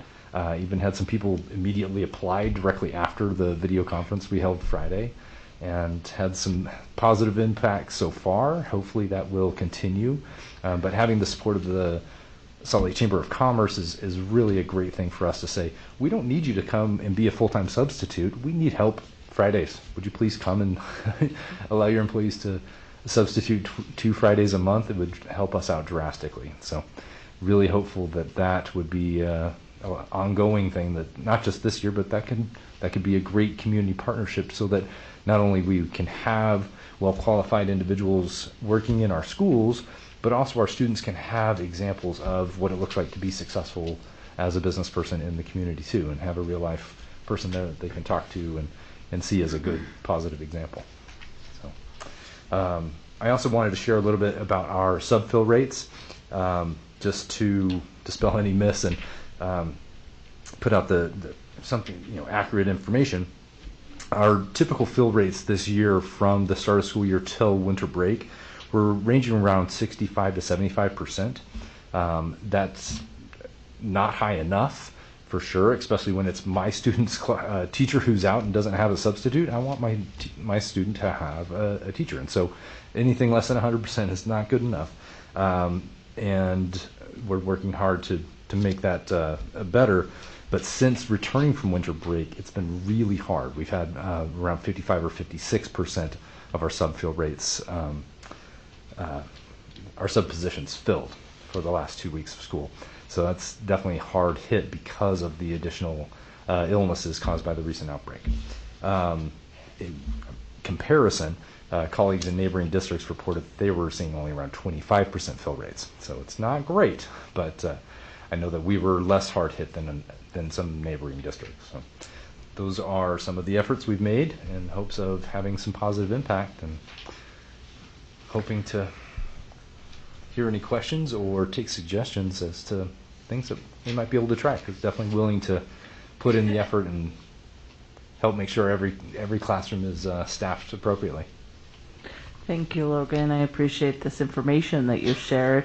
We're here to study it too, because I know board members will want to ask you questions, but also share ideas. And something we've been hearing a lot about and thinking a lot about, and so I just want to open it for board members to discuss, to talk about. Nate? Thank you so much for coming, Logan. Of course. I was really excited to hear you talk about the updates relative to the process. I think all of the critique or concerns and suggestions that I've heard from parents in particular who have wanted to support us and support students found that it was really the process, the difficulty in process, the amount of time that it was taking for folks to get return calls back. I had a couple parents in SCC just talk about how they started that process and just gave up, as it went along. So I do really appreciate you and your team and the district streamlining that for parents. One other suggestion that came out of one of the SCCs that I attended where this came up is, where it's safe with everything going on with the pandemic, but having an in-person orientation for substitutes as opposed to just coming in individually. I know that probably makes things really difficult knowing that subs are hiring and are being hired and applying at very different times throughout any given school year. But they did feel like some kind of a one-on-one or a group setting to orient themselves to the district and our policies and all of that here at the district office would be a benefit. So that was just a suggestion that came through from the East SEC, and I'll be happy to report back to them at our next meeting that the process has been streamlined. And so thank you for that. Appreciate it. That's a great suggestion. Yeah. Yeah, thank you. There's Catherine. Oh, go ahead. Thanks, Logan, so much for all that information. I am wondering about the 8 full-time positions that the board filled, and are we having trouble filling those? Because my understanding from you is that there from an earlier meeting is that none of those are filled. Is that right? That is correct. So in looking into that, the board did approve 8 full-time benefited substitute positions in years past. My predecessor did not renew those positions or seek to fill them, and so we're not currently actively seeking those positions. And so instead, like I mentioned earlier, have made it so that all of our substitute positions can be full-time positions and become benefits eligible as well, instead of just having 8 positions. I believe that part of the issue surrounding that was it was hard to track and say that if this person is full-time, the electronic software we use to call out substitutes wasn't capable really of picking and saying that, like, oh, I'm a full-time substitute, I need to get selected before you would get selected as a part-time substitute. And it just wasn't able to differentiate in that way and guarantee that work. And so it was difficult to manage in that sense. And for that and other reasons I definitely do not know, they were not sought to be refilled. Okay. And is our new software able to take care of that? I think it would be challenging with the new software. I'm not sure of any fix to pinpoint one substitute over Really, another. you couldn't prioritize 8 people on, because that seems like it's not a hard software I agree. fix. So I mean, it seems like that's something that we should be able to do. And our high schools in particular, and probably our elementary schools too, are so chronically undersubbed that it seems like we really need those positions. And I would really like to see those positions filled. And in fact, it seems to me from the substitutes that I know. Oh, and by the way, Melissa, did you know is up? Oh, thank you. That we have some people in our schools that have deep ties to the community, that are subbing all the time, and that teachers choose. And they're very familiar with their schools. They usually sub in schools that they have some connection with. And I would love to see us go through that process and do I can't remember the new ARL acronym, but is it Apple or something like that? Apple is the secondary piece to it, but it's AEL, Associate Educator License. Mm-hmm. So I'd love to see us hire some of those highly recommended people. I think our principals would know who they are, and actually aid them to go through Apple and till they're full-time teachers, and then integrate them into our district as teachers, and then start over again. Yeah. I'd love to see a program like that where we'd have quality substitutes that could staff our kids' classes that would then become teachers in our district and et cetera, et cetera. I just think it'd be a virtuous cycle that would be worth fulfilling. And I just don't know how the rest of the board thinks about that. But I mean, we desperately need subs. Yeah. We have those positions, and 30 seconds. and I just think that if we could get something like that going, and have the right people apply, that I just don't see any downside to that. That's a part of the difficulty with those 8 positions as well. I know certain schools have certain people that they call. So those people that they prefer would be prioritized even over these 8. And it would work out to be more than 8 positions if you look at who the schools are actually prioritizing as their favorite sub or favorite subs. And that was one of the reasons why we opened it up, so that subs have the ability to sub full time because of the preferences people were putting on certain subs. I understand that. I just feel as though we could have a pool, and they'd have to apply. So we take the top people, and maybe they would still be used primarily by school, or maybe it seems like we could figure that out. That seems like that wouldn't be that hard. And they would have benefits, and then they would be committed to us every single day. Time. So the other people that are not committed to us every single day. So we'd always have 8 substitutes. Yeah. I think it's a good idea. I don't see them being mutually exclusive either. Thank you. I saw Board Member Sweat had her hand up, and then Mohammed. Thanks, Logan, for the information that you provided to us tonight. It was very enlightening. I think that the other night when I was listening to the news, there was an announcement that maybe statewide they were looking at, if you had a high school diploma and a good background check, please come and apply to be a sub. And that sparked quite a conversation in my home. I am wondering, when we put those 8 positions in, it was requested by SLEA, we did a board initiative, we set the money aside.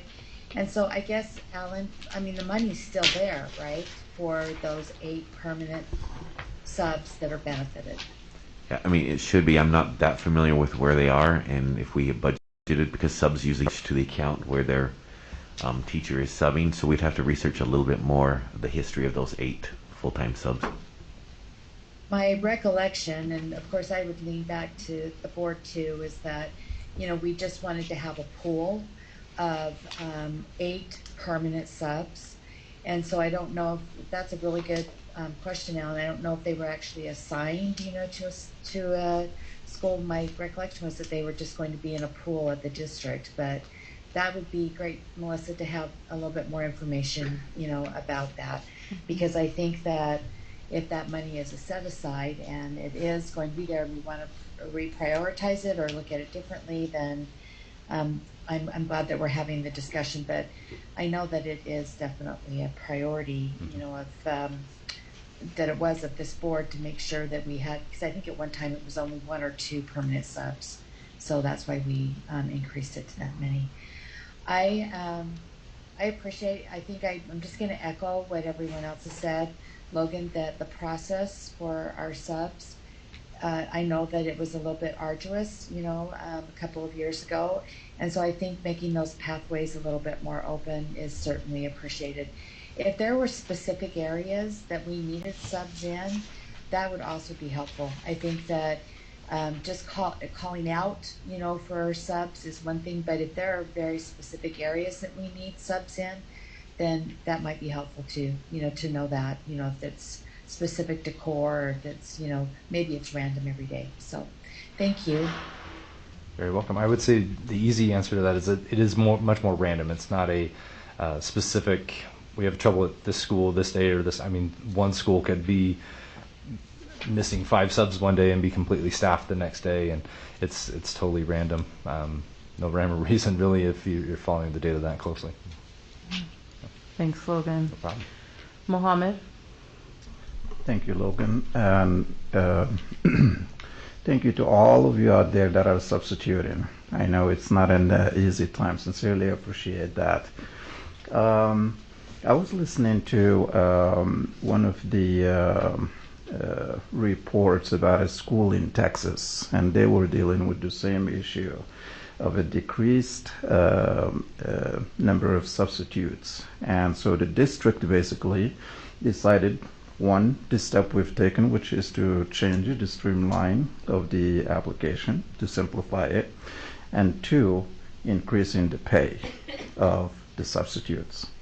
I mean, we all know now, we all go shopping, and there is no way you're going to come out of the store without seeing your, shopping cart went up by at least $30. And now for sub teachers, to come, I think we need to be able to also, have some competitive pay out there. I agree. Thanks, Mohammed. Other questions? I would just say that I agree with what Board Member Bade has said. So substitute teachers reach out to me, and one substitute teacher broke it down for me. She would like to sub 5 days a week. She subs us on average 3 days, and I shared this in cabinet, on average 3 days a week, because she has a young child and she has to pay for childcare. And she said if she subbed for more than the 3 days, she actually loses money because of what she has to pay out in childcare versus what she actually gets in the way of wage for being a sub. So that is definitely something we have to look at. Great. Well, thanks for sharing that, Superintendent. I have a few questions. When the fill rate is only 50%, how are we covering that? And how is that working? I know we've talked about that in the past, and we've maybe even made some changes for that, but it doesn't feel like it's sustainable. And so I guess my question is, do we have a plan for, I love your thoughts about, and the way you're thinking kind of proactively about getting people more people to apply to be subs, but what happens when we don't have them? And what are some ideas for that space with substitutes? And we've certainly seen, reports of district office staff going out to cover classrooms. In some ways that could work, and for some employees that probably could work. It's not sustainable either, but I'm just kind of curious, for us to be thinking about how to support that space when the subs are not filled. And so let's think about that. And then Superintendent, I love your idea about the Chamber of Commerce connection, and thank you, Logan, for taking that. I think that's the kind of creative thinking that I think is really where we need to be. And so I support that. And then, I think the pay of subs is important, but we did look at that, and we did do a salary study. Wasn't that long ago, was it, Alan? Yeah, so for the last 2 years, we've raised that daily rate by $15 each of the last 2 years. But obviously something we can always look at again and see where are we at compared to our neighboring districts. Okay. And then the idea of anybody who wants to being able to work full-time and then earning that benefit, I think that's awesome. I think we should promote that. I really do think we ought to look into the full-time sub and growing educators route as well. So I don't want those to be mutually exclusive at all. Because I think that they're kind of two different tracks, right? You're having people, they're able to work as many days as they want, but they aren't contracted to us at that point. And so if they don't want to, they don't have to. Yeah. But if we have those positions as full-time positions and they're hired that way, they're guaranteeing to us that they will be here. So, and in some ways, assigning them to schools, and just since we're studying and we're brainstorming, assigning them to schools could be really helpful, because then schools would know that who they had and who was going to be consistently available to them. So, thank you. Really do appreciate what you're doing, Logan.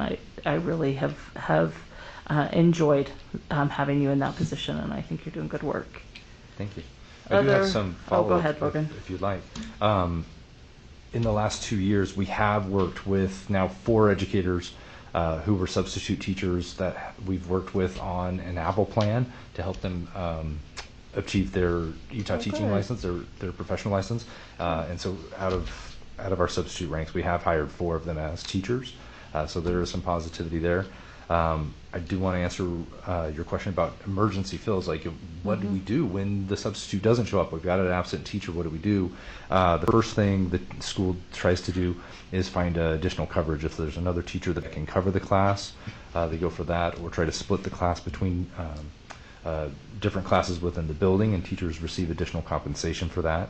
If that's not a viable option, we try to use a paraprofessional or another adult employee in the building to serve as a substitute who can come in as a flexible person, even using counselors and librarians in emergency situations. Plus, we've been working with Dr. Tiffany Hall with the academic coaches and even the PAR consulting teachers to go into classrooms on emergency basis too, to be able to make to serve as substitute teachers. So we have district level experts going into classrooms as needed. There's not enough of them on any given day. We've got 30 or so academic coaches, and they're able to help out in the building that they're in. If we're down 50 subs, it's still not going to cover the total need. But those are our immediate efforts to provide that coverage. My daughter even told me a couple weeks ago her principal was even sitting in her classroom, and she got to have the principal as a teacher for a day. So it really is all hands on deck. So we're not letting a room full of 7-year-olds sit in the classroom by themselves by any means. So schools are being very creative, using the staff that they have to fill in those emergency situations. It's also on our cabinet agenda tomorrow, President Ford and members of the board, to discuss whether we have other district staff that might be licensed that might be able to go out and assist at schools on a rotational basis. We realize that we're all in this together, and we're trying to figure out how best to solve the sub shortage. But as you said, we're looking for something that's sustainable. Mm-hmm. Okay. Well, thank you. Thank you, Logan, for this conversation. And the board is grateful for what you're doing. Thank you. Thank you. It's great to have the opportunity, and hope to come back soon and talk more. Thanks. Thank you, Logan. The next 2 items of the session will be led by our business administrator, Alan Kersley, and the first is the school budget allocation process. Yes, so just a little background. So schools are allocated an FTE based on the projected number of students. In addition to those FTE, schools are allocated funds to use at the local level as the local level determines the best suited for each school. So in a future board meeting, we'll be presenting to you the proposed allocation for schools for the 2022-23 budget school year. And in preparation for that, I just want to spend some time and go through the calculations of how we determine how much money is allocated to each school. So in your folder, you have a packet that this with green lines is the front sheet. So if you can pull out the green sheet, and then there's the legal sheet, which is the school allocations for the current school year. What we're going to do is go through this legal sheet, and in this packet there is a different sheet for every one of the columns, which is a separate allocation, and we're going to briefly discuss the nature of those columns. So the first allocation, so in here you have October 1 enrollments projected, and then we have a funded enrollment. We fund kindergartners are a 0.5, so when we do a funded enrollment, we kind of prorate those. So that's why the funded enrollment may not necessarily match in October 1 because of how we're prorating a kindergarten student or maybe a special ed student that's getting funds on top of the regular allocation. So the first allocation column is the APIB funds. So in the district receives state funding for APIB. In addition, the district allocates local funds to the 3 high schools. So the first page is the APIB, and as you can see on the green sheet, we allocate $12.69 per FTE. So you can see there, East High School. So they're given an initial allocation with our estimates, and then when we get the October 1 counts, we do an adjustment. So that first column, ADM, that was what their estimate was last year. Then when we got the October 1 counts, you can see East and West lost some funding because their enrollments went down a little bit. But so their total allocation there, East 22,674, Highland has two components there because they do have SPA students that take core classes over at Highland. So there's two different lines that are associated with Highland, and then West with the 31. So this is the allocation for APIB for the schools to determine how to best use that to support their AP and IB programs. The next page is our biggest and has the most numbers on it. And it's what we call the Board Distributed Student Achievement Funds. One of the reasons this has so many different columns, this page, is just trying to keep the historical facts of what's happened. You know, the board allocates for a certain reason, so we keep that column separate so we can keep track of that. You also see some negatives. There were budget cuts back in the recession. Those are all on here just so we can track, hey, whatever happened to these funds? You know, like we're asking, where's the funding for these 8 full-time subs? Well, this is, hey, didn't the board approve X, Y, or Z? And it's to keep on there. And most of all these are based upon their ADMs. And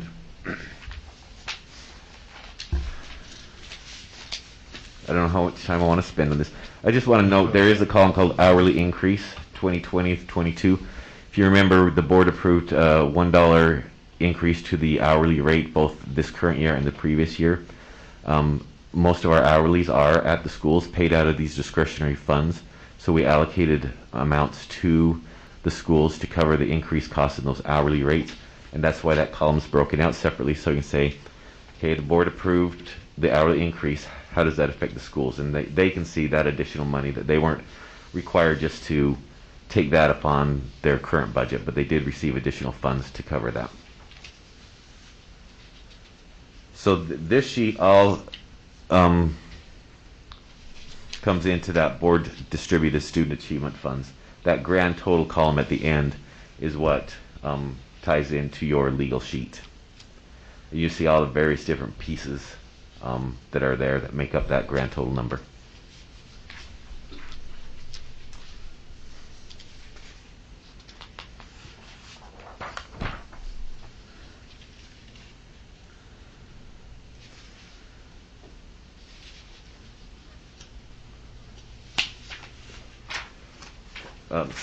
Skip your next page. The next page is just if you're going to tie everything out.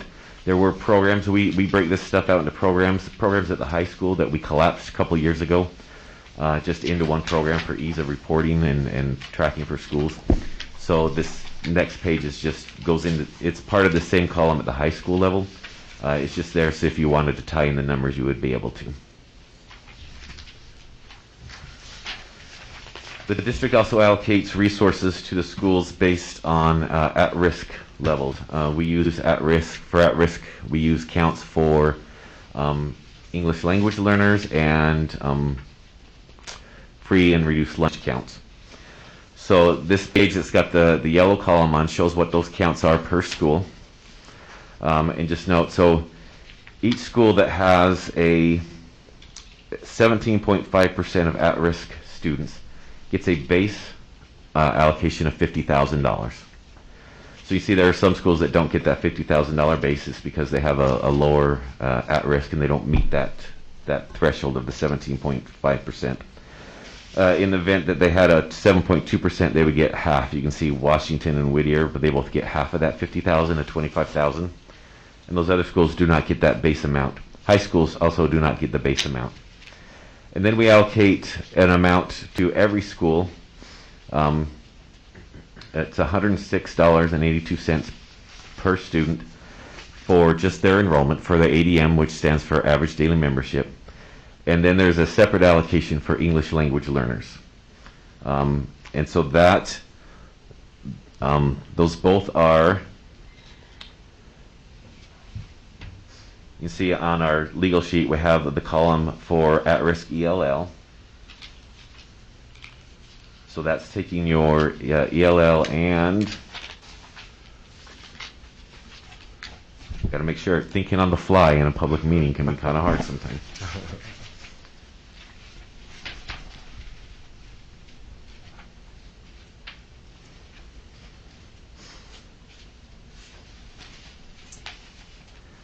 So you see on this sheet, so like Backman, in total of their high impact funds, 112,398, which is those two columns, the board distributed achievement for at-risk ELL and then the enrollment.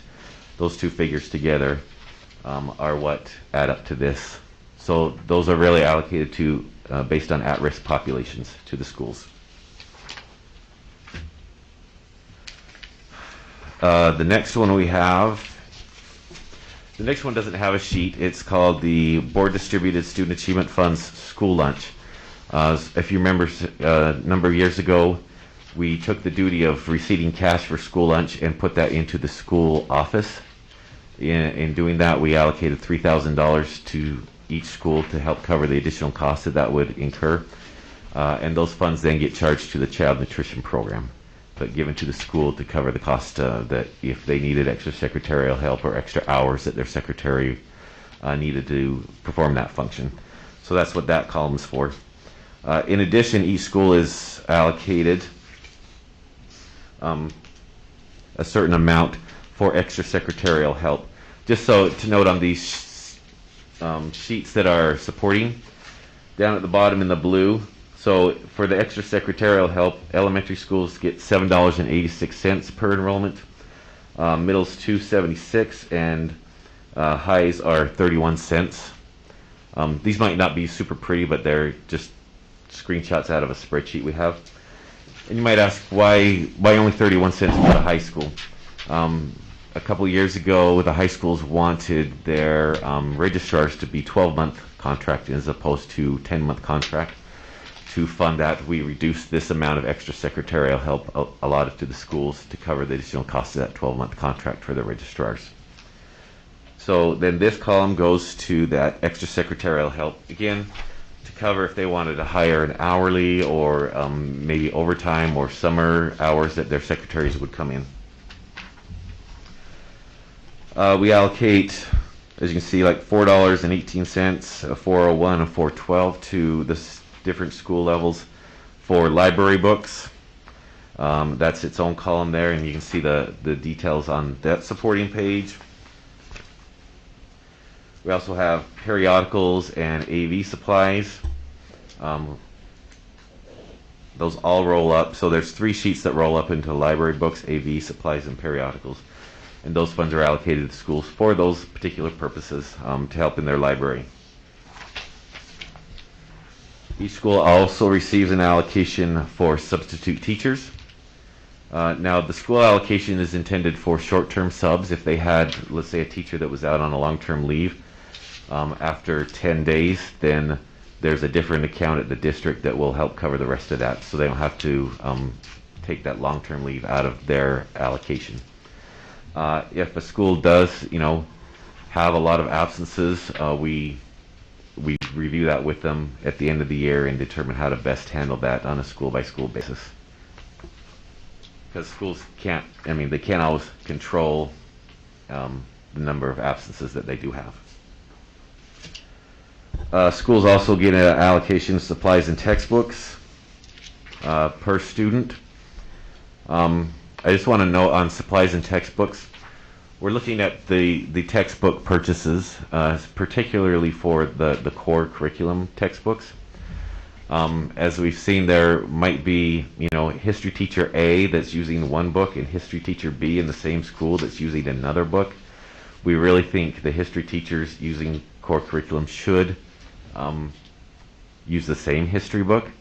So we're looking at ideas of bringing in textbook money to a central location so we can better monitor which books are being used at the school level for these core subjects. It'd still be then available for the schools to spend, but it would just be centrally monitored so we can make sure that the books they're purchasing for textbooks are what the district wants them to be using. So when we do our next year's allocation, we'll discuss that further.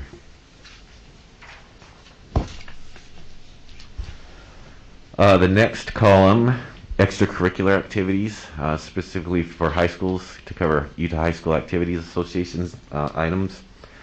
Covers cost of coaches, referees. They're allocated some money for uniforms. Uniforms are kind of split between this fund and funds that are at the school. Transportation, so the bus transportation to away games and so forth. So those are allocated just to the 3 high schools. Each school also gets an allocation specifically for computer equipment. Now this allocation is built with 2 different pieces. There's a flat amount. An elementary school gets $1,100 flat. Middle school $4,400 and high school $9,900. These are really for office computers, not for classroom or student computers. Those come out of a different fund. In addition to those flat amounts, they receive $22 per student as an allocation that they can use for, again, office and office computers, principal computers, etc. Then we get to the school trust lands allocation. That's determined by the state, but they also use enrollment to allocate those trust lands funds to each school. And then the next one after that is the spreadsheet calls it TSSA. That stands for Teacher and Student Success Act. About 3, maybe 4 years ago, this was new legislation of money that needs to flow to the schools.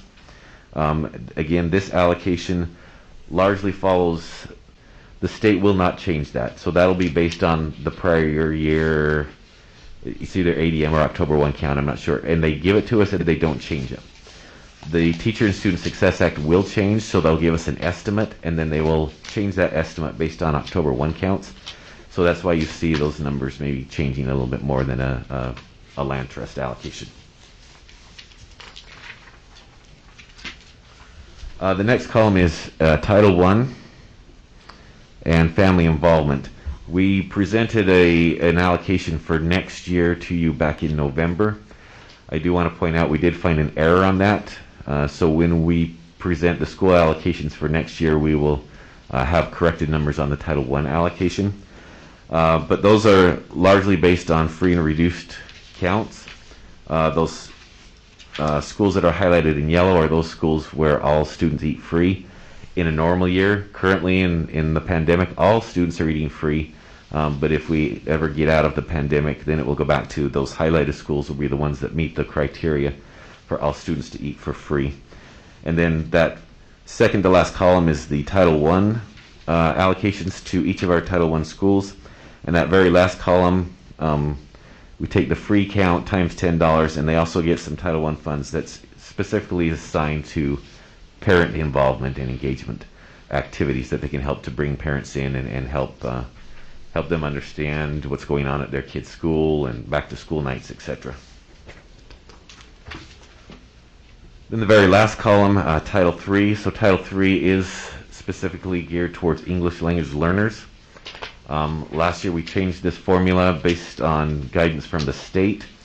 The formula gives different point weights for where a student is on proficiency levels and gives the total points, and then we allocate a certain dollar amount to those schools, and then other Title III funds are kept at the district, and we purchase district-wide materials to assist all schools.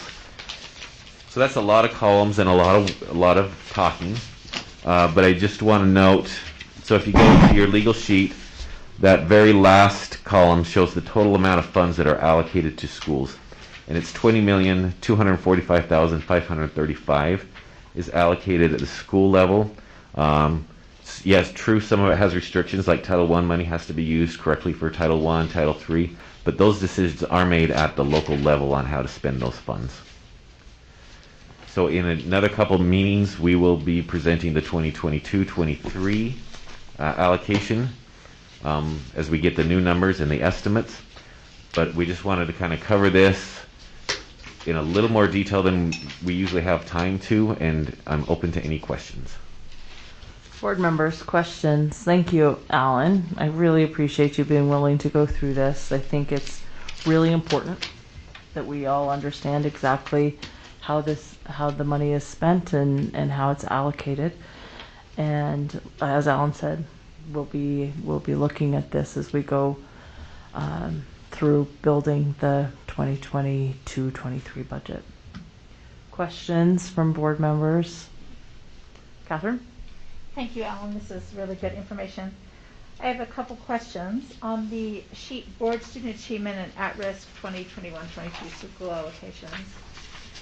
Under the high schools, we have East losing $20,000 in an other category, and then Highland getting $130,000, West losing $20,000, and Horizonte getting $49,710 in that other category. That's what makes the amount so strangely unequal on the last column. But what are those other? What's that other? Yeah, so for that one, each of the three comprehensive high schools have chosen to fund half of a family support specialist, and the foundation funds the other half. So that is taking $20,000 from the schools to put in a different program to fund their half of the family and student support person they have at each high school. The addition in Highland, so as you remember from our October 1 counts, Highland had a growth greater than we anticipated. So they were underfunded. They had fewer FTE than they would have allocated had our estimate been more accurate. So we gave Highland an option of we can fund another, I believe it was 2 FTE, not 100%, but I believe it was 2 FTE. Or has been past practice, if for this current year they wanted to receive that in an additional allocation, they could, and then, which is what Highland chose to do. And then I believe they added additional productivity periods to teachers to offset that under FTE allocation that they had this year. So the $130,000 is for productivity, basically. It's basically the average salary of 2 FTE teachers. Right. I mean, it was 150, and then they also reduced by the 20, so right, leaving that net of 130. So that makes sense, and that's the same for Horizonte. It's what the money they're using for productivity. Yeah, I am not 100% what that Horizonte number is. They have a lot of different unique allocations other than our normal schools, so I'd have to verify what that is. I wouldn't want to give you a wrong answer. Okay, well that's fine. That's something. I just want to bring up one more thing, and that is that again we have the school activities budgets that are equal, and I think that seems really problematic as a representative of West, because there's another 20%, 25% more students at West.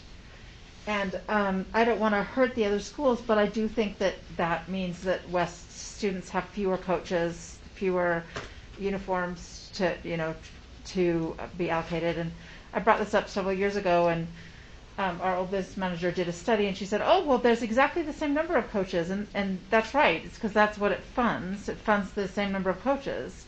So the problem is when you have 500 more students at a school, you have a certain set of students. The other thing that the business manager said is that, and we have the same number of students participating at all 3 schools. And the reason why is because you have the same number of coaches, you've got the same number of uniforms. And so really we're saying that there's probably 500 students at West that have less ability to participate. So I would just really ask the board, and I don't know how Board Member Williams, who also represents West, feels about this, but I really feel like it's inequitable for West. And the kids at West, I think, are suffering from fewer coaches, fewer things like uniforms, fewer opportunities to do things. And I just really feel as though that there needs to be a base amount, and then maybe a per student amount. 30 seconds. And I brought that up last year, but we didn't come back to it. And I'd really like us to come back to that issue this year. Yeah, and as we are preparing the allocation for next year, which isn't set yet, these things can be taken into consideration. So can we do that? Because last year we had this conversation and maybe I didn't follow up, but we didn't take it into consideration. Yeah, I think as directed by the board, because like you said, without taking from other schools, it would require an additional allocation. So as directed by the board, we could develop a proposal of, like you said, a base and then a per student allocation and see what the additional cost on that would be and present that. And I do want to, I mean, I'm happy to look at that, but I do want us to pay close attention to things like we have a certain number of teams you can have. You can have a varsity level, a sub-varsity, and a freshman team, for example, which means the same number of kids. And those are sort of prescribed by high school activities. Absolutely. And not by us. And but that's not only for high school activities funding. It is also for dance companies and, you know. Like I said, I'm happy to look at it, but I want us to really pay close attention to that because I do think we can't remove funding from. No, from I don't want to harm any of the other schools. Mm-hmm. I just feel as though definitely West kids have fewer opportunities to participate in activities because there are more kids and the same number of funding. Mm-hmm. And West has also the most low income students in any of our 3 high schools. And so this is really significant that West has that has fewer students, fewer opportunities for poorer students. So I mean, we could fund that. West could use that for music funding, for example, all sorts of things. So I really feel like that needs to be dealt with, and this is the last year I'll be able to talk about it, and I really would like to see that happen. Thanks, Catherine. Do you have other questions for Alan about this? Again, it's a lot of information. We will be revisiting this in a month or 2. Yeah, so you can take these, study them all night long, because I know that's what you want to do. And then as we present the next year's allocation, if there's further questions, we can address them as well. Memorize it for sure. That's how I stay safe on the weekends. All right. Thank you, Alan. And the next thing that we need to talk about, you are also leading the discussion on, and that's the district office rebuild.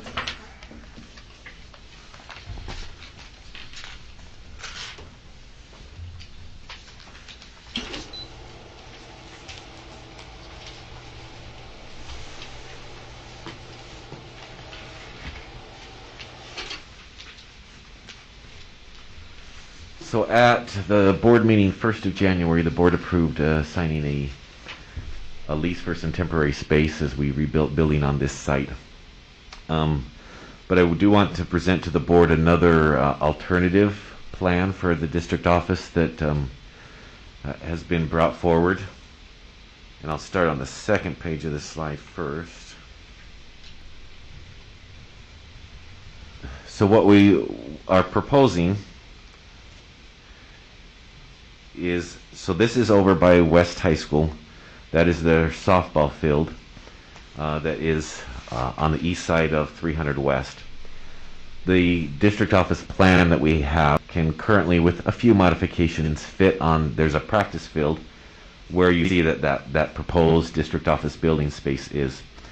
In addition, as we'll see on which was the first slide, but I'll get to it second, because that land is flat, there will be some significant cost savings in building the plan because we would not need to address the slope that we have at this current site. In addition, since we would be taking that practice field from west, you see over on the west side of 300 West, currently there's an empty parking lot there with a portable on it. We would put a turfed practice field for West on that site. Which would then help them with their, PE class in theory. You can see it's right next to the field house, so a PE class could come right out of the field house and use that turfed practice field.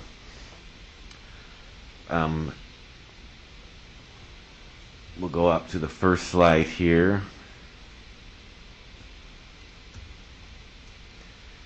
I can make it big so you can see.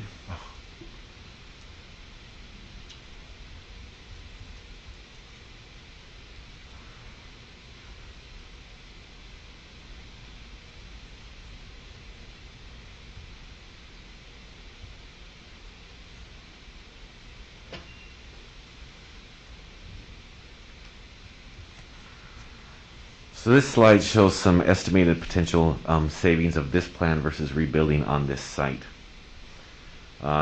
These were estimates given by the district architect who has designed our building.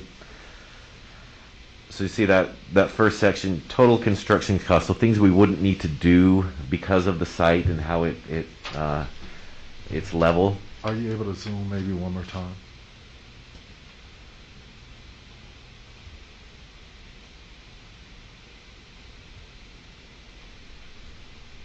So there are some estimated costs on the actual construction of the building, $5.9 million in cheaper construction cost due to it's got the list of things that wouldn't need to be done. In addition, we'd have savings of not having to temporarily lease some space, as we would remain in this building for the time that it was required to build the new building. Then it was done, we would just move over. With the plan, there are some additional costs, largely that the turf field that we would add over there at West High is an additional cost, and you can see there's some $2.7 million of additional costs that the architects listed here. So that has a net savings of $5.2 million, just the rebuild. And then we would be able to then sell this building. On this sheet, we've just put in what the Salt Lake County assessor records show the value of the property is. Obviously that would end up being whatever the market would give us. So a potential savings of almost $20 million by building on this site.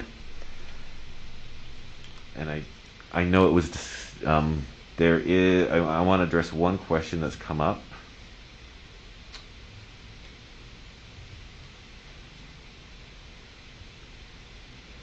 So this is the north parking lot north of West High School. This is an image taken from the property tax assessor's website. If you see this line where my cursor is, everything below that line we don't own. Even though our parking lot goes over it, it is part of the easeway of this street. As you can see, that line comes straight across, and for whatever reason, the street jogs down there when it gets to West High School. But the property line continues straight. So we don't own this piece of land, which would make it difficult to build anything on there. Plus, we wouldn't know exactly, this is a lot of parking, where we would put that. So I know that question had come up, so I just wanted to address that as well.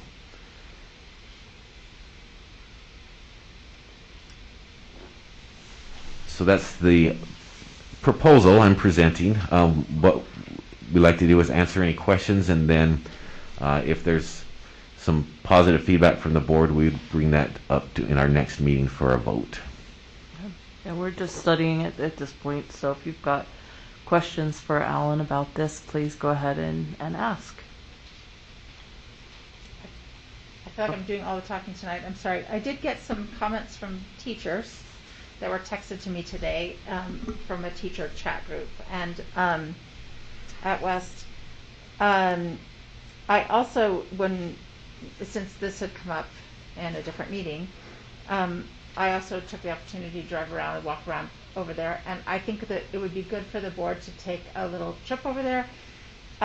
It is tucked away in a little bit of a shabby area, and we just might want to take a look at that. The area would change, but it is our district office, and it is the way we're presenting our face of ourselves to anyone who comes by. And so I think we should go over there. I do like the idea of the district office being adjacent to West. I would really encourage us to consider having a CLC there as well, something like that, and also to have testing space, which could be used by all the schools, but I think West needs that. As I've said before, West has to use their PE space during testing because they give, 3,000 tests or something like that, every testing thing. But here's what the West High teachers say.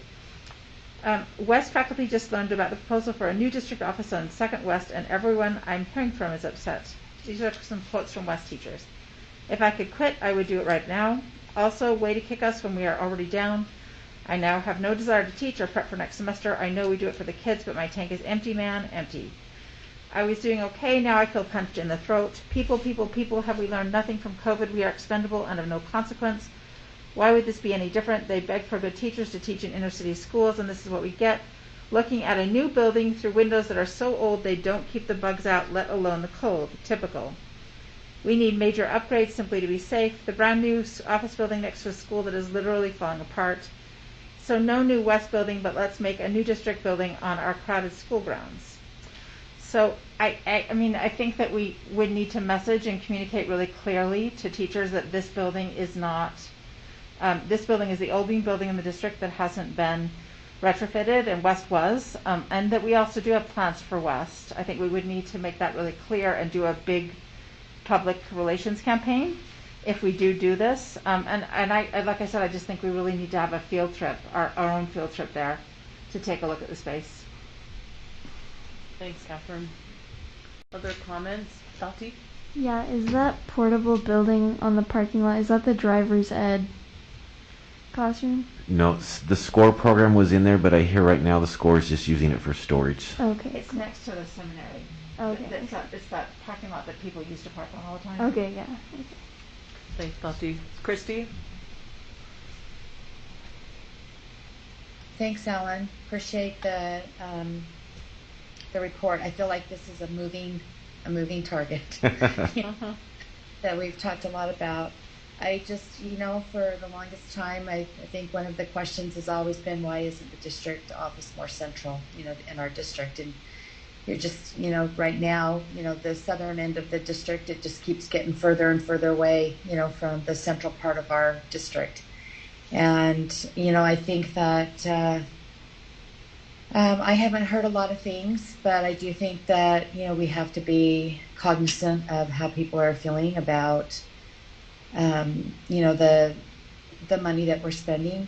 Although I think, as Catherine has said, what's important is that we've been saving for this for quite some time, and it would be something that we could pay for versus having to bond for. And, so I think that that's part of it. It would be a small amount of money, compared to having to rebuild a high school. But I do think that it's going to come down to messaging. I would rather us not be, over on 3rd West, across from West High, just because of, it's not really a central point of our district any longer.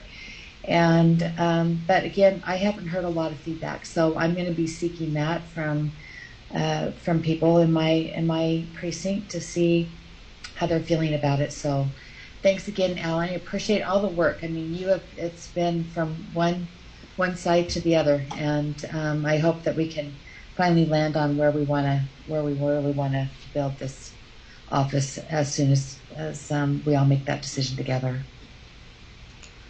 Thanks, Christy. Other questions or feedback for Alan? Just have, go ahead. Go ahead, Bryce. I don't know that it's necessarily feedback for Alan, but I would like to have us consider what Board Member Kennedy said about maybe taking a site visit and looking at the space over there, if you haven't already. Okay. Yeah, I mean, along those lines, I think I've driven down, because if you come through the back, I've probably driven down there 4 times and just looked around and trying to envision it. So I think that would be helpful, yes. So certainly board members can do that on our own, but maybe we ought to do it together. I think that would be good. I'll send out an administrative email about setting up a time to meet. Ride an electrical bus. Say some nice things about Christina Kendall in that email. In that email. That'll be easy to do. Mohammed, did you have other feedback? Yeah, I just have one question first. Any update about the other building from the University of Utah? Not right, no. Not at the moment, no. Not at the moment. Okay, fantastic. Now, okay. We're gonna save a lot of money for sure being in that area, but it just still does not feel right that I would come and build a multi-million-dollar building in front of a historic building that itself needs a lot of work. You see what I'm saying? Just like, say, I have my house and I have my kids live across the street. I know their house is shaggy, is about to fall, and yet I get up and build this lavish modern house right in front of them. I mean, what kind of a parent I am? So so I am very empathetic to the current conditions of the school and how we actually really communicate to our communities, to our teachers and students. Yep. All right. So I would, and things that would interest me, knowing that we will need to be rebuilding West High, I wouldn't want this build to prevent all options on the table for our ability to build West the way it needs to be built. I haven't looked into it enough. I'm not commenting on how I want it to be rebuilt or anything. I just don't want to do anything that would tie hands in that reconstruction. I like the idea of saving money, but I do think a more centrally located district office. I mean, this is what we're familiar with, and changes can be hard. I'm not opposed to this idea at all because I love the idea of saving a little money on it. And if it ends up being built here, then I would absolutely think that a CLC and testing space would be essential to have as part of the building. I think it probably is if we build it here, but certainly if we build it across from West High School, we would need that. So let's start by taking a tour of that site, and then we can discuss from there. Just a question. So you said the amount or how much this building can be sold for. Is there a way like we can do another appraisal that's current? Because property has changed. Right. Well, when we get down, if we go down this path, then we can get into that further. Yeah. Yeah, because the way I'm thinking about it, like, okay, if we're going to be moving from here, and let's say, this property here, sells for a lot of money, and we know we're saving money out there, then we're able to at least know that there's going to be some funds out there for West, which is right adjacent to the school at that time. So we're just trying to, like, not play, but try and make everybody happy. Thank you. I love it, Mohammed. And since this is a capital project, any money we save stays in the capital project fund for future capital projects. Okay. Thank you for clarifying. It's a lot of work. Oh, go ahead, Nate. Just one last question. Would we need to seek any zoning changes to build on this I'm site? told by our people that the zoning rules are not necessarily applicable to a school district. Okay. So what I was told when I asked that question was no. Thank you. Well, lots to think about. Thank you, Alan. All right, Dr. Hall. We will now move to discussing our current student achievement plan and a quick look at where we're at with Dr. that. Hall and Dr. Taylor. Oh, and Dr. Taylor, of course. I'm sorry, Dr. Taylor. Excuse my mistake. We're really happy to have you join us. Thank you for putting this together. Dr. Hall. Well, thank you for being with us tonight. And this was something that the board also requested during a board meeting, so I appreciate you taking the time to engage in it. And you've attached a PowerPoint, and you've also given us a hard copy of an updated one, so thank you. And I'll turn the time to both of you to share with us. Great. Thank you very much. We're glad to be here tonight and to have the opportunity. We were asked to provide an overview of our previous plan with an update for the progress that we have made. I'd like to apologize that you did not receive the PDF of the full plan. I have also emailed that to Board Member Sweat, so I know that she has it as well. I had a PowerPoint and a PDF, and it was the wrong PDF, and I just discovered that this afternoon. So again, my apologies that you didn't have that with the entire presentation. This document, the Student Achievement Plan that is annotated, includes all of the comments from the departments that had goals and objectives in the Student Achievement Plan, so that you get a sense of where we are with the things that we've missed, or not that we've missed, sorry, I'm missing the microphone, with the things that we've accomplished and some of the things that we continue to work on. So I'm just going to kind of go through a few of those. I'd just like to remind everybody that the purpose of our Student Achievement Plan is really to create that long-term plan that identifies our priorities, our guiding principles, the goals that we have for those priorities, and those assessments, that kind of roadmap of how we are going to get from point A to point B, and what will it look like when we get there. And so that's an important part of shaping our work, and so we're excited to talk about it. Of course, our goal as a school district is always to raise the academic performance of all of our students, but we also want to graduate confident and prepared students who feel good about themselves and about the things that they have participated in and accomplished in that time. And this Student Achievement Plan helps us to roll those priorities into one place so that we can watch where we're going. So I have a simple and short agenda. It's kind of a 10,000-foot view over this plan. We'll talk for a moment about the format of the old plan. I'd like to talk about some of the progress that we've made so far, some of the areas that we still need to continue to work forward on, and then some areas that we may think about for future consideration as we go into the work of creating a student achievement plan again for the future. So the format of the plan. This plan has 7 sections. It wasn't as long as it looks now. The comments made it a lot longer, so I apologize for that. Those comments are in blue. So when you look through and see blue, those are comments that have been added by the departments. This plan was created, for those of you who weren't here at this time, in 2015, and it involved a wide group of stakeholders that include members of the board, district staff, teachers, parents. So there were a lot of different people who were involved. And so each one of these areas we have achieved a lot of things in. We have some areas that we need to improve. So the 7 sections are listed here on this slide.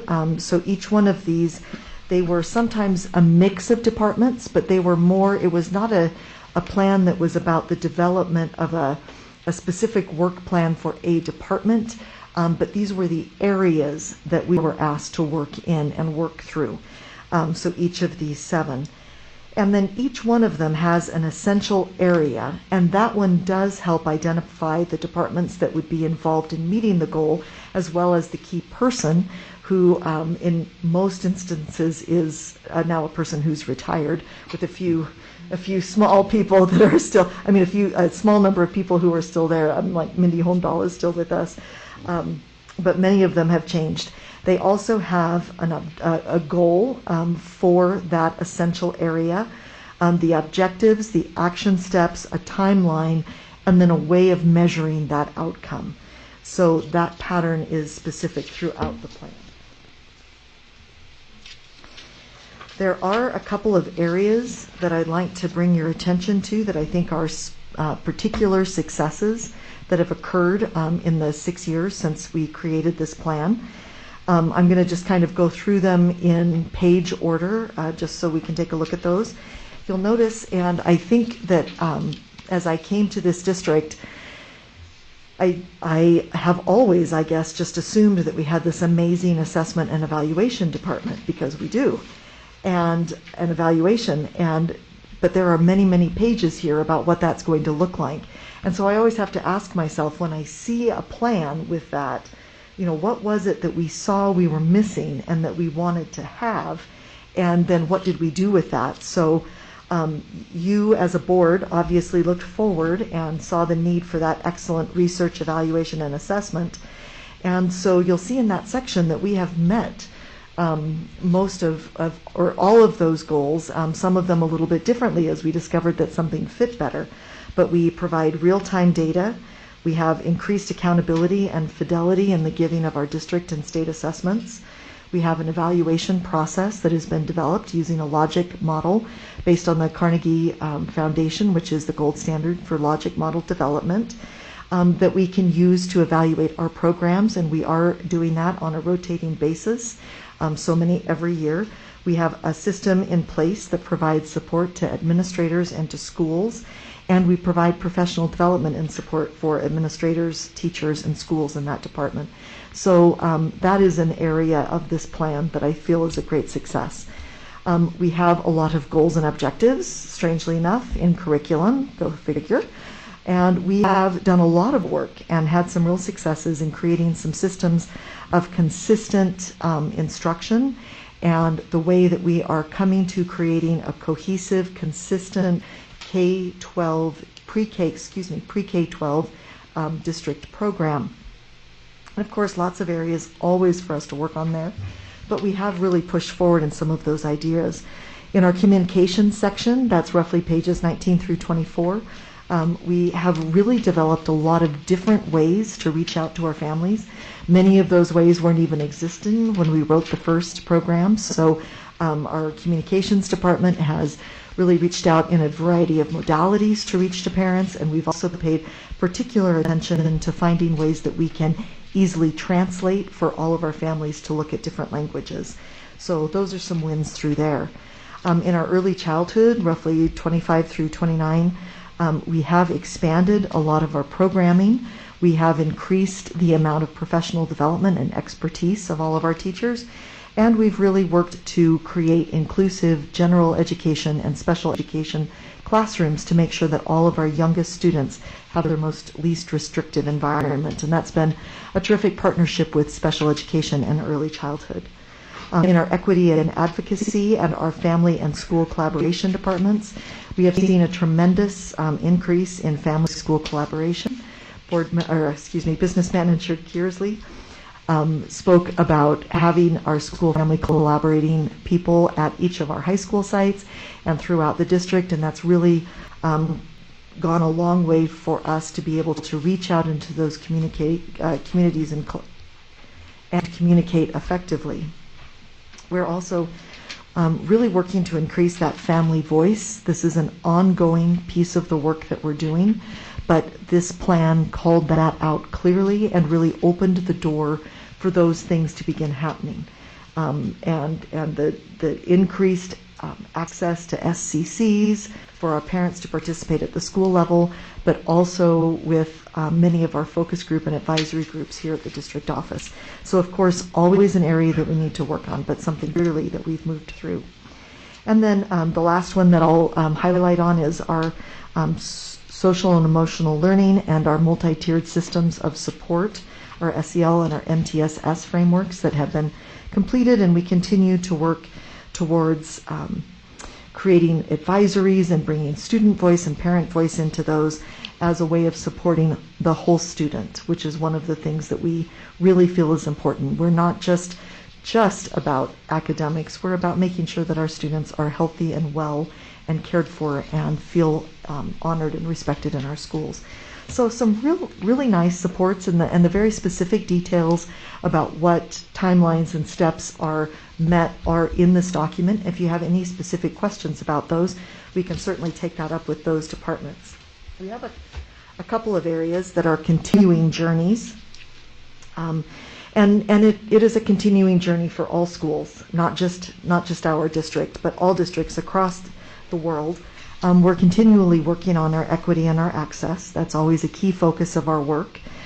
This board has always talked very much about making sure all of our students access what they need, feel honored and respected, and we know that that's something that we're always working towards so that they feel supported. We'll continue to work towards academic achievement. We've seen some tremendous gains, actually, over the last couple of years in reading and math and science. And we're going to continue and in art and in a lot of things. We really provide an amazing program, but we want to continue to increase both the access and the quality of those programs. I had the opportunity, I will tell only one story, but I had the opportunity this morning to sit at in the Hillside Strings class and listen to a bass player, the great big stand-up bass, and he was exceptional. And I've played in a lot of orchestras, and I've sat next to a lot of bass players, and he was really good. So I turned around and I said, you're really good. How long have you been playing this? And I was expecting him to say, like, from the time I was 4. And he's like, oh, well, I started in 5th grade, and he was a 7th grader, and I was like, wow, so we really can, when we invest in our students, we really see those come back to us. So we continue to push out and make sure that we're increasing access to all of our programs, sports, arts, academics. We'll continue to work on communications with families. Even as we've made gains, we know that there are still families who feel like their voice is not at our table, and we need to continue to support them in developing that. And then, of course, continuing our ongoing support of the social and emotional health of all of our students as we support them, again, in those ways that are outside of academics, but play such an important role in making sure that our students are ready to learn, that they feel safe, that they feel comfortable, that they've had food, that they know their teachers respect them and like them and are waiting for them to learn together. So those are some of the things in our plan that we'll continue to work on. Dr. Taylor, before I kind of go into some of the big areas that we might consider as we move forward, have I missed any big parts? No, I think we're on point. When you look at also our CTE offerings as a strength, that's one of the things that we've been expanding programmatically for our students. I think that dovetails also on what came out of the demographic study. When you look at the fact that we're holding in a pattern in terms for our high schools not losing students at the same rate, it's for that unique programming that we're offering. As we continue to build upon that, we can mitigate that loss and may even attract more students in from the outside. Thank you, Dr. Taylor. Thank you. And that ties right into my next slide. These are kind of 4 big areas that we may, based on our educational research and where other districts are going, and things that maybe we weren't even, thank you. Things that we weren't even thinking about when we wrote the original plan in 2015. And the first one is that pathway, the advanced academics and articulated pathway. And that is really that idea of creating coherent systems of learning that grow students in connected ways from grades pre-K to 12. And that includes all of our special programs, our CTE programs, our IB programs, our AP programs, our concurrent enrollment programs. But it also includes things like our arts programs, our language programs, our science programs, and the way that we're bringing those together so that as a student learns something in one grade, so I think about this young man at Hillside, starts in an elementary school and has the opportunity to continue that in a middle school. If that wasn't there, then he would drop off for 2 years and not be able to continue in a high school at that same level of expertise. We really need to be thinking about those connected pathways across our district. We're also looking at increasing opportunities for students to do things like experiential science. We have some pilot schools working on that for us in elementary and middle school to really give kids an opportunity to do science hands-on.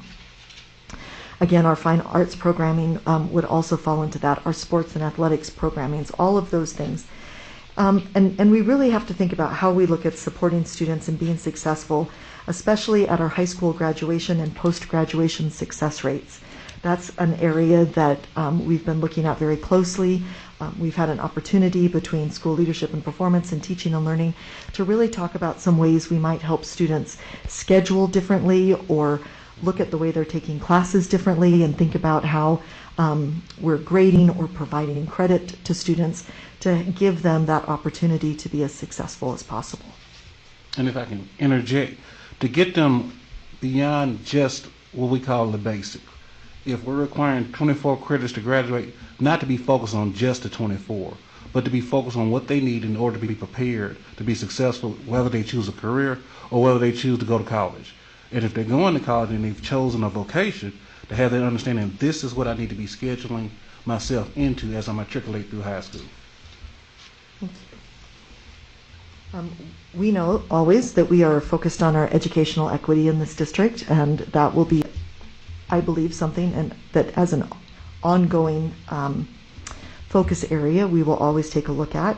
We have an equity framework. We need to use it to really bring that into play to make sure that our students engage and in a quantifiable way in a learning environment that is focused on inclusion, belonging, and and dignity. And that is something that our EESS department works very hard with all of us to help us understand what that looks like in curriculum, how that comes into play when we purchase curricular materials, when we are looking at library offerings, when we're selecting music that our students use. All of those things that help open the doors to all of our students feeling like they're belonging. Individualized learning models, and technology. This is a big one as we've moved in and out of COVID. And I think one of the things that we really need to think about is how we want our instruction to look when it's supported by technology. That simply bringing a computer into a classroom and saying, now great, everybody has a computer, isn't a learning model. And that doesn't change our instruction.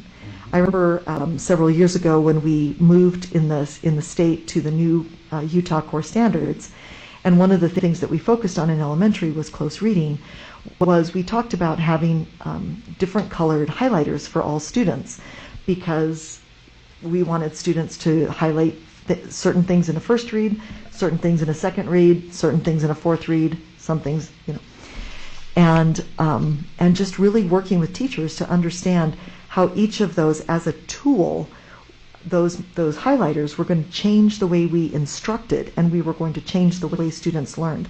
We need to think about that with our technology so that when we get those tools, we're really using them well to enhance and change the way our students learn and the way our teachers teach, to make that the best investment, not only of that fiscal resource, but also of that classroom instructional time. So really the question we have to ask ourselves is, what will that look like? This is kind of a passionate area for me. And I know that we also want to think about what does that look like for our hardware and software, and how does that support our learning goals? And we hear a lot of talk about going one-to-one, and I know that Mr. Quantz is going to come to you with some ideas about that in February, so I'll stop talking there. But one of the things that both Mr. Quantz and I believe is that plan for technology has got to come from an instructional side. That simply buying a machine won't change how we're fundamentally using that machine to create an individualized 21st century, 22nd century learning environment in our schools. And as a of the district, one of the things I want to interject here is, I can tell you from picking my child up today, when we talk about student-centered, student-directed, for that whole time taking him home, his whole conversation was about his schedule for the rest of the week. This is how I'm going to use a laptop. This is how I'm going to use the paper assignments my teacher gave me. So this is my schedule for the day, and this is what I need you to do. So he was telling me what he needed, and how do we replicate this to make sure that as we're integrating technology, that does not take place in isolation, but takes place throughout the district. Thank you. Dr. Taylor? We do absolutely have the best teachers in the universe in this district, so that is always good to hear a good parent story about that. Our last area, of course, that we'll want to think about moving forward is student support, and in our social and emotional learning and our multi-tiered systems of support, as we continue to address the needs of the whole child. And I know we often put that in those quotation marks, but that really is the important piece. How do we make sure that those students are people, not just an academic number or a test score, but we have little people, and we have tall people, and we have people, and our teachers and our educators, administrators, they are also people, and how are we taking care of them? And how are we making sure that all of our adults and children have that support to make them happy and comfortable coming to school every day, knowing that it's a warm and happy place for them? Thank you. Thank you, Dr. Hall and Dr. Taylor. Once again, this is a lot of information. I'm hoping that we can attach this document that you've annotated so that people can look through it. I'm sure board members have questions. I really appreciate the thoughtfulness that you both have put into this, and thank you, Dr. Taylor, for sharing a story about your son, your child in the district. That's great, and you've given us some good things to think about. I appreciate that, Dr. Hall and Dr. Taylor. As we move forward in a new student achievement plan, I really appreciate the thoughtfulness you brought to this. Questions from board members about this presentation at all? I would just say thank you so much for this. It clearly took a lot of work to get all the assessments done, and I really appreciated seeing it. And we should have asked for this a long time ago because it's really fascinating to see what we did and how we did it, and where we succeeded, which was lots and lots of places, and the places that we didn't succeed, which sometimes was because of lack of board funding. And so, I really appreciate your going through and annotating it like that. Yeah, that was a group effort. I pulled it into one document. That's great. Thank you. Jenny? Yeah, I want to echo Board Member Kennedy. Absolutely, this is being a new board member on the board, seeing this achievement that there's a lot of completed, tasks. That's amazing for me. And however, there is still a lot of things that we need to work on, right? But how do we not wait until after XX amount of years? How do we hold each other accountable and continue to see more completions on here? Is there like a process or that you guys Absolutely, this is a great question. Thank you. And so that's part of the strategic plan and the new student achievement plan. And so there will be that new 5-year plan that comes out of the work of the board and the work of the district office together to create that. And one of the things that, again, this is always just my suggestion, but we have those smaller milestones as well, so that everything isn't every 5 years that we look at it, but that we come back and say, this goal appeared to be a 6-month goal. Did we hit it in 6 months? This was a 2-year goal. Did we hit it in 2 years? So establishing those timelines so that we're seeing how we're making that progress. And does that come and is that reported to us, or is it just like part of a cabinet report or something? I don't set board agenda, but you could certainly ask us for it at any time. Well, I just love to see progress, and so thank you guys. Thank you for everything. Thank you, Jenny. I think that's certainly something we can do. Thank you, Superintendent. Yeah, I think that's something the board we could do. We can have an annual update on the student achievement plan, and probably should. Board Member Sweat, go ahead. Thanks, Melissa. Thanks so much, Dr. Hall and Dr. Taylor for being here tonight. So I just want to echo what Jenny was just talking about. I think that it was so good to see all of the progress that we've made and the good things that have been happening. Sometimes we get caught up in the things we're not doing, or that's the piece that gets publicized so much. So thank you for this great report. And to go along with what Jenny talked about, there was a time, Melissa and Nate, that we used to have a monthly report about the pathways, and they would be broken down, and we would talk about what was happening or what was,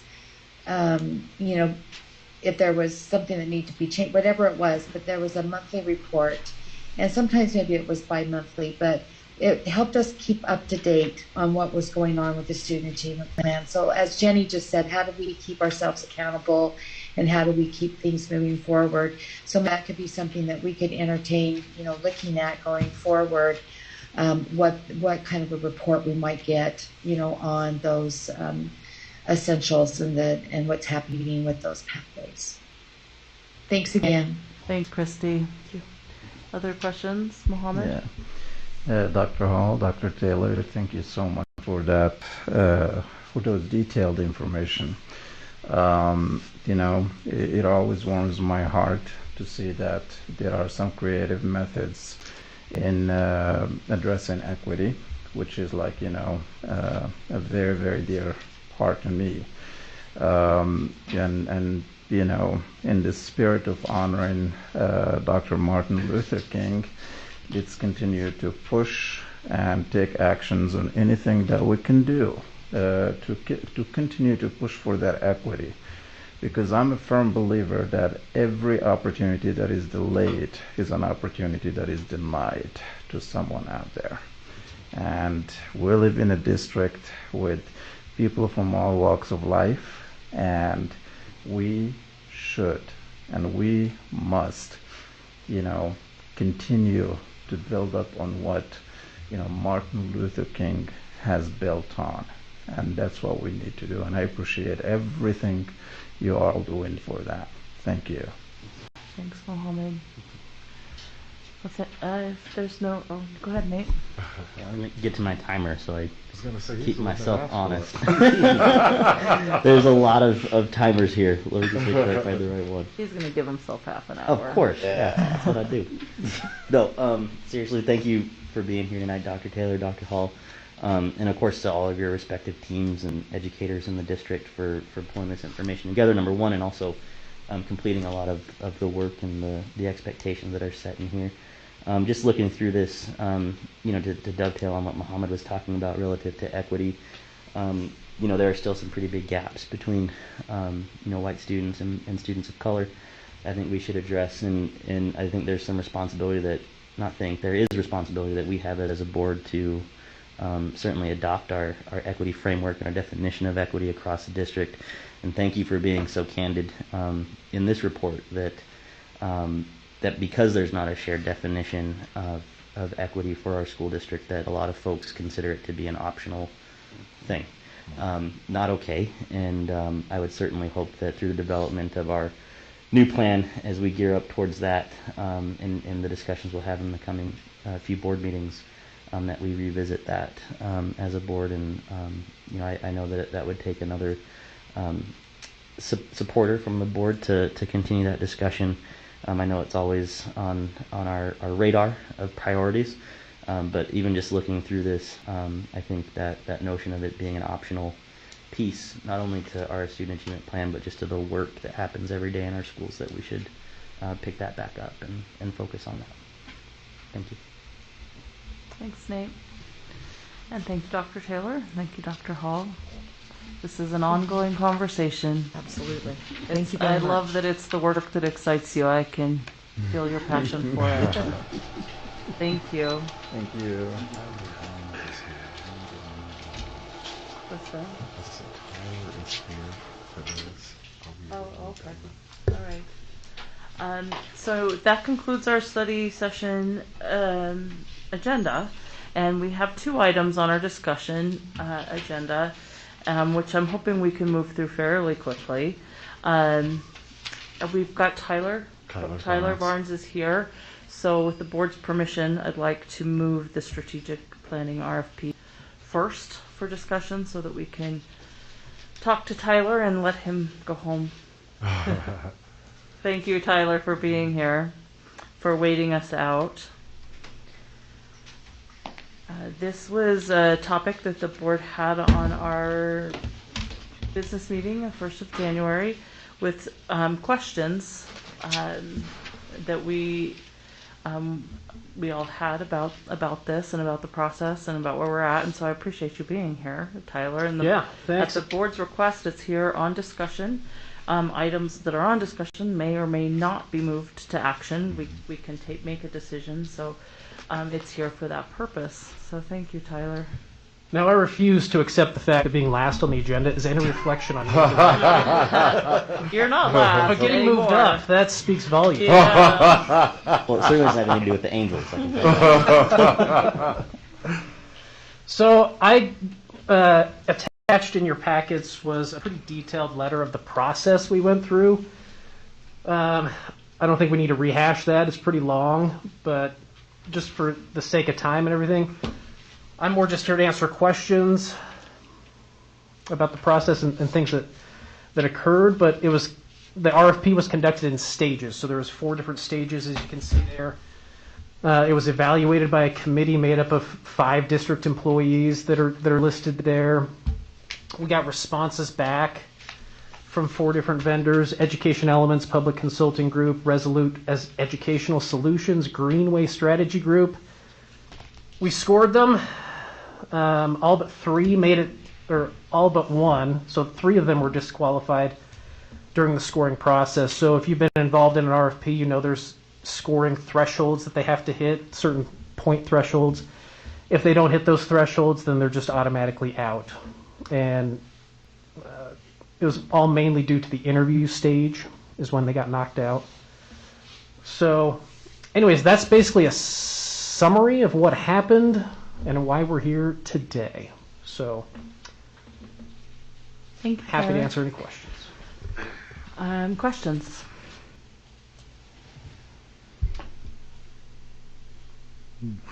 Can you go Silence through? is golden. I have questions, but I usually like to go last.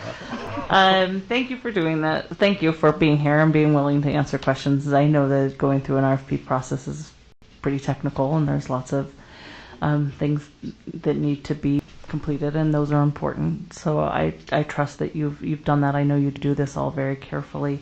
I think the question I have really is about the scope of work and what this group would be intending, or what we're intending to use them for. Looks to me like there's some survey potential, it's strategic planning, also student achievement planning, which is a board responsibility. Sure. Now, the scope of work was largely written and developed by the interim director of organizational strategic leadership. They had some preliminary discussions with another district on the way that they used one of these vendors, and we used parts of that RFP, we used parts of a different RFP, and kind of put everything together. And I mean, that's how it was developed and done, and everything was kind of reviewed and approved by multiple people in the district. Mm-hmm. So it was a really collaborative process. But without the reason why the board, yeah. The reason why the student achievement plan is in there is not to take the responsibility from the board, but if we were doing portrait of a graduate and strategic planning, there's a whole community engagement piece in that. Mm-hmm. And so we didn't want to then do a separate community engagement piece for the student achievement plan. So we said if we were fortunate enough to get this firm, they would do that whole community engagement piece for all of it, so that it didn't feel like we came to them, then we were coming to them again. And we thought that we could put the whole scope of what the board was expecting in the way of community engagement for the student achievement plan, what we would have to do for the strategic plan, how we want to engage the community, and coming up with our own specific portrait of a graduate. And so if we were paying the money, why not have them do all of the community engagement needed for these different efforts? Okay. Now, if you read the scope of work, it's not intended to take you out of it. They're Right. supposed to facilitate, help you develop that student achievement plan. And I think that's mentioned in that in my. Okay. But yeah, it's all in the scope of work down that's attached to that letter. Okay. If you can want to read the whole scope of work. Thank you, Tyler, and thank you, Superintendent. I appreciate that explanation. Yes, ma'am. Board Member Sweat, I see your hand.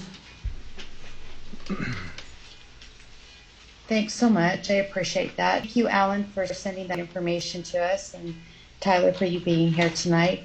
I would just love for us to be able to have a conversation around this without being a little defensive. And I think that, Tyler, it's certainly a question that we've just brought up, that you've gone through 4 different stages. It's been a really collaborative work, which is that all of that has been done. But the one important place that it wasn't brought to was to the board. And so even though it has great parts to it, it's just like we're at the tail end of it now instead of at the front end of it. So, always willing to listen and always willing to hear what, you feel like, this firm that you all have chosen, to lead out in the stakeholder gathering of information as the superintendent has had. But I feel like the reason that this is here is because it's just been a little disconcerting for us as board members to know that all of this had been going on without our knowledge. Thank you, Christy. And I'll just piggyback on that. I think that this is good work and it's important work, and I think we could use the help. And I certainly know other school districts have used vendors to help, consultants to help them do this. So given that we haven't been a part of this process up till now, I want to make sure we are as we move forward, and that the board is very integral to this. And I appreciate that that's used in this document. I was really happy to see that. that it says that the board is integral to the process. Now I just need us to actually be integral to the process. So that's my 2 cents. And I would echo those comments too by both Christy and Melissa that, I understand what you're saying, Superintendent Gadsden, completely, but none of that precluded the fact that the board couldn't have been involved from the beginning. And in fact, the board maybe should have had people on the committee to select. When you say they, and you talk about the interim director, you mean Ms. Orton, is that right? Yes. Yes. And the team, there were 4 or 5 on the committee. Yeah. So it's like you're holding a surprise birthday party for us, but this wasn't a birthday party, and it was. Well, you're going to be so surprised. Well, you did a great job, but this isn't a surprise. And I know it wasn't your decision, by the way. You're just the person that has to sit there listening to all this. I just facilitate the process. Yes, that's right. I'm a And then sit through long mornings. So I just think that we should have been involved with the selection of the team, and that we should have been involved with how it was constructed and everything. And like I said, Tyler, I understand that that you were just facilitating the process, so no blame on you intended, but that really this is a board initiative, and it's what we were elected to do, and so it's really it was very surprising to me that it wasn't done. The other thing is that I'm really looking forward to the USBE portrait of a graduate. I do think that our district is unique in some ways, but I do think that they put a lot of money and energy into that, and I think that we should definitely look at their program and see if it needs to be adjusted for us. But that's what I would say, and that we should piggyback and not repeat that work. Thanks, Yeah, whose car that was, by the way. Somebody's car was beeping. Oh.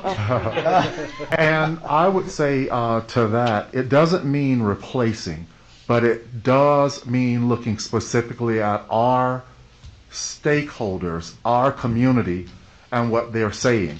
So the portrait of a graduate that USBE has for the state is what they want for graduates.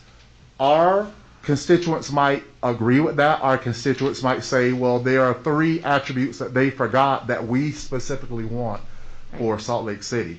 So I would say it's not to replace, it's more to complement. Sure. I think we're saying the same thing. Yes. That we can let them do the heavy lifting on this one, and we can add those 3 things. With the stakeholder input, which is an important part of this. Thank you, Catherine. Yeah, okay. Any other questions for Tyler or for Superintendent about this RFP? It's on discussion, so I will entertain a motion if the board would like to move it to action.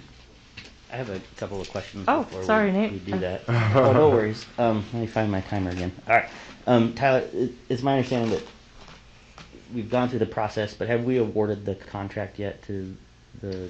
So it's been awarded, but there's no contract that's been signed yet. So we can still back out or go through with it at this point. So it's still very open. So we put a clause in there that it had to be approved by the board at a public meeting. And that's why we had it on the consent agenda, I believe, at the last meeting. Gotcha. Thank you so much for facilitating that process, and to the administration for the initiative. I think it's important work. We've been talking about it for a couple of years relative to our strategic planning. It's come up even in our discussion previously about the student achievement plan and how we progress on it. We just really need to get down to the work of identifying what our priorities and goals are for our new student achievement plan, how it connects to the budget, how the board progress monitors it. I think all we're hearing is just a little more communication in the process moving forward, but I'm happy to support the initiative tonight. Any other discussion? Okay. I'll call to motion. Sure. I motion that we move strategic planning RFP from a discussion agenda to an action agenda. Okay. I have a motion by Mohammed to move this topic of the strategic planning RFP to action. Second. Okay. Motion by Mohammed and seconded by Nate. Any discussion to the motion? It's a motion to move to action. Okay, if there's no discussion to the motion, we'll go ahead and vote on the motion to move the strategic planning RFP to action. And we'll start with Precinct 7 and you, Christy. Christy Sweat, no. Melissa Ford, yes. Mohammed, yes. Nate Salazar, yes. Catherine Kennedy, no.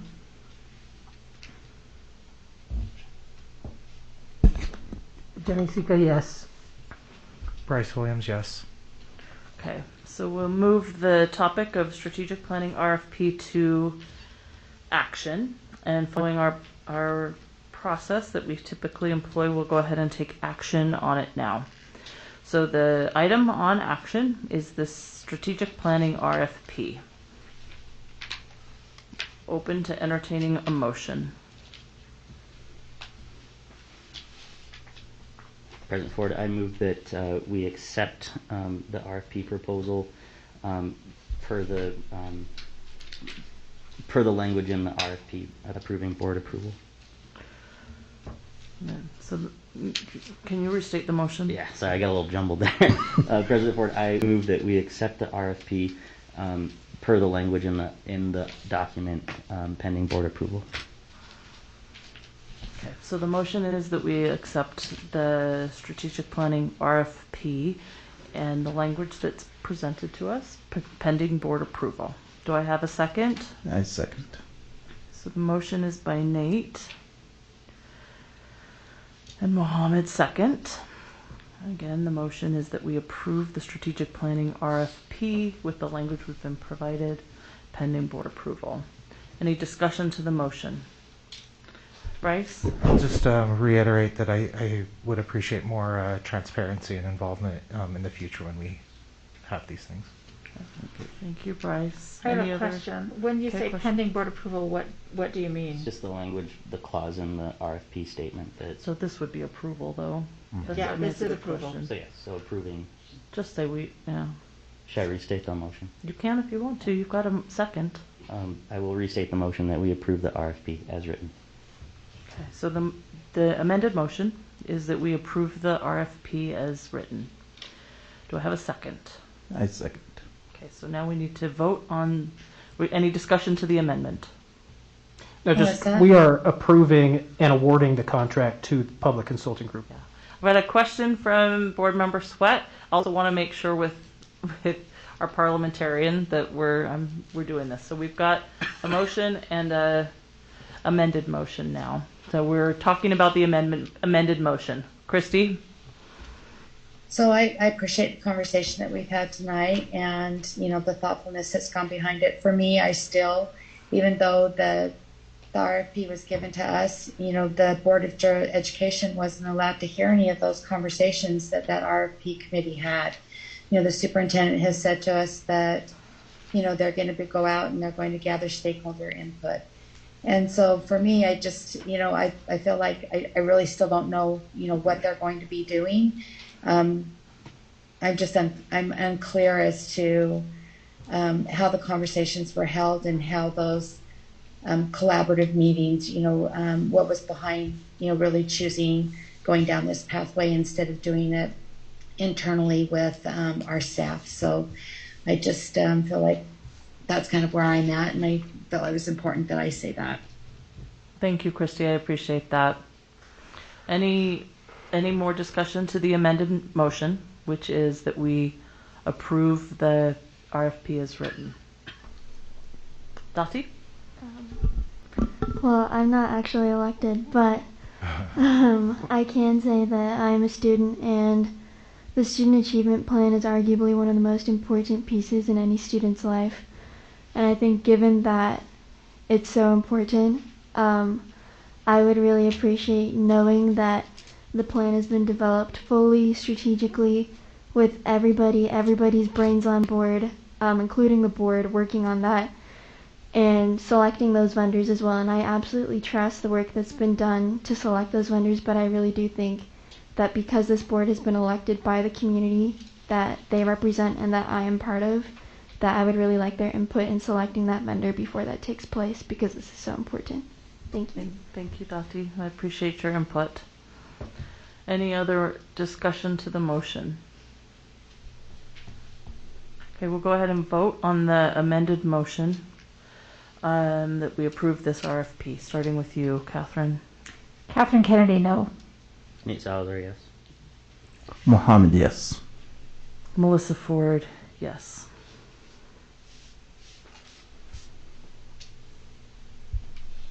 Christy Sweat, no. Bryce Williams, no. Jenny Sika, no. No. Okay, that motion doesn't carry. We will move on to the next item on our discussion agenda. Thank you, board members, for your engagement. Thank you, Tyler. Appreciate you. Tyler. Thank you. All right. The next item for discussion is it's on the schools reaching the COVID threshold in remote learning. As you know, the board held an emergency meeting on Friday, and schools this week, our comprehensive high schools, are doing remote learning Wednesday through Friday, Tuesday, I guess last Friday through Friday, and our elementary schools and middle schools, with the exception of Northwest, are doing 3 days, Wednesday through Friday. This item was here on the agenda so that we could take action on that if we needed to, knowing that we were facing an unsustainable situation. And I appreciate the board's willingness to meet on that emergency basis on Friday and to take up this concern.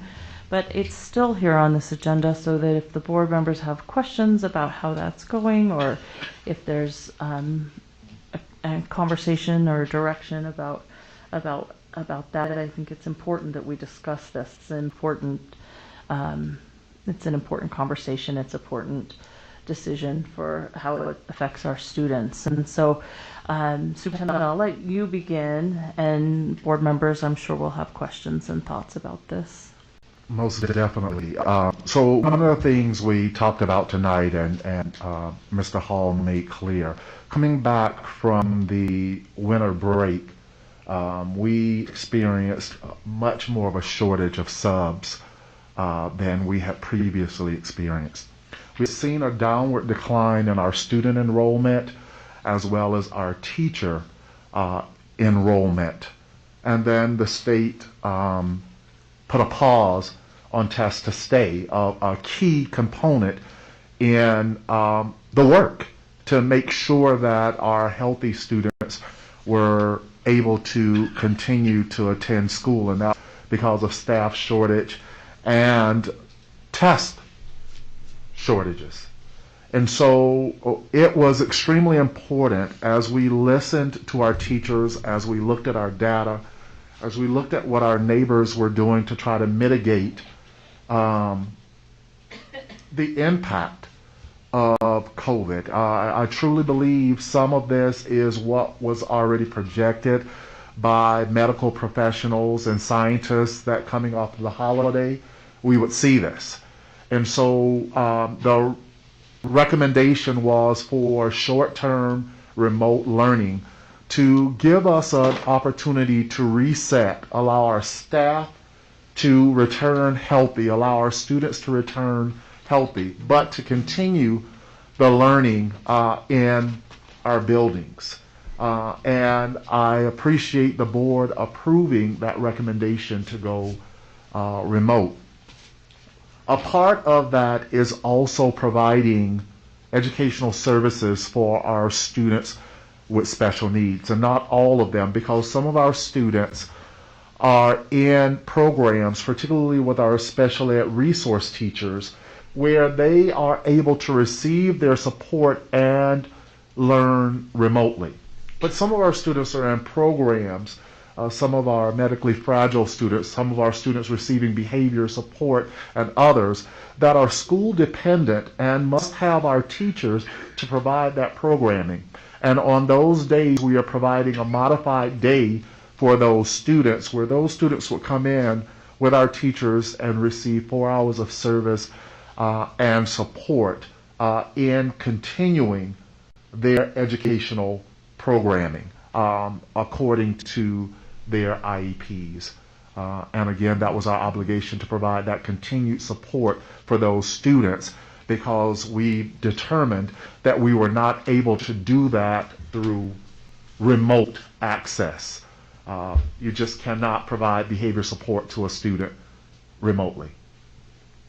So we made that determination, and we are providing transportation, educational services, and meals to those students in their buildings. Thanks, Superintendent. Questions from board members? Thoughts about this? I appreciate the willingness of the board to be thoughtful about this. I think it's important that we recognize this is a short-term reset, that will be in person on January 24th. I had some concerns from parents about access to technology, laptops. Appreciate a quick response of our Chief Information Officer, Sam Quantz. Thank you, Sam. But that's an important part of this. You know, we need to make sure everybody's got access to the tools they need. Right. So I appreciate that. It's a huge lift. It's a huge amount of work. And so I'll reiterate what I said on Friday. I would need board member support, but I would love you and your cabinet to maybe put your heads together and kind of figure out a proposal or how we can recognize the extra work that this has caused for teachers in a way to show appreciation to them that's meaningful, more than just me saying thank you and board members saying thank you, and we mean it. We know how hard this is. Mm-hmm. But I would love to figure out a good way to demonstrate that appreciation and show appreciation to our community and families for showing the flexibility that this, couple of years has really taught us. None of this is easy, but I appreciate the message that you constantly give, Superintendent, that we are really in this together, and if we support each other, we'll get through it in a positive way. So any other questions, comments, Bryce? I think Mohammed was first. Okay, go ahead, Mohammed. You go ahead, Bryce. Yeah. Please. First of all, Superintendent, thank you for the clarification of what is being offered in person. I got a lot of questions, and there's a lot of confusion around that. Second of all, I would support what President Ford said around showing appreciation for our teachers. But in addition to that, I've been sitting on this a lot this last couple of days since Friday, and reading the emails that are coming through and seeing the discussion that's happening on community social media pages and whatnot. And I think in addition to showing appreciation, I think we also need to do more around support for our teachers as well. That's the constant message that I'm seeing in the emails and the social media pages, and I just want the teachers in our district and employees in our district and just anyone who's part of our community to really know that this is not it's not easy for anyone. It's really difficult. This is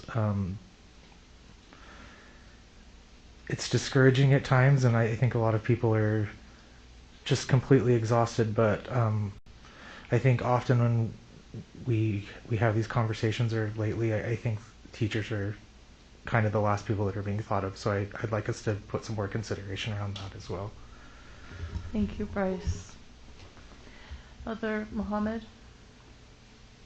Sorry, go ahead. No, you're good. I couldn't have said it better. Both of you have covered it well, and those teachers are the heart of our school right now. We need you healthy. Take care of yourselves for sure, and thank you. All right. I have a question, quick question, and I would like to say that I did get some emails from teachers that felt frustrated and forgotten, and we didn't intend to do that, and we should have expressed that earlier. But it seemed like there wasn't much choice in the matter, and we should have expressed that it was a frustrating time. And for our teachers, and I would also like to say that I appreciate them very much, and also departments that had to scramble, especially Sam's department, but a lot of the departments that have just had to scramble this week to get things set up. So I know that people have been working around the clock, and it's been hard, and I really appreciate what people have done. I'm wondering if we've amended our volunteer policy. I've had a lot of questions about that. I'm assuming that we're not allowing volunteers in schools right now, but we let volunteers come back. We are still allowing volunteers in schools with the proper masking. Okay, so I wonder whether we want to reconsider that as a board I know a lot of schools have put in their own policies, but I wonder if that's something we want to reconsider, just as a question, while the surge is happening. I've had several people ask me to do that, and so that's one thing. And then, that's it on this topic. So. Okay, thank you, Catherine. Also, President Ford, if I can address, and I responded to the couple of teachers that emailed me directly. There was a misconception that Granite gave teachers a day to transition to remote learning. Granite did not give teachers a day to transition. Granite had a non-student day already on their approved calendar that coincided with the flexibility the state gave us and their board's emergency action to go remote. And so there were some hurt feelings that we did not consider that and we didn't do that. And I don't think those teachers were aware that that was a day that was already on Granite's calendar, and it was not intended for that purpose. They just happened to be out when the emergency, when the board approved them going remote.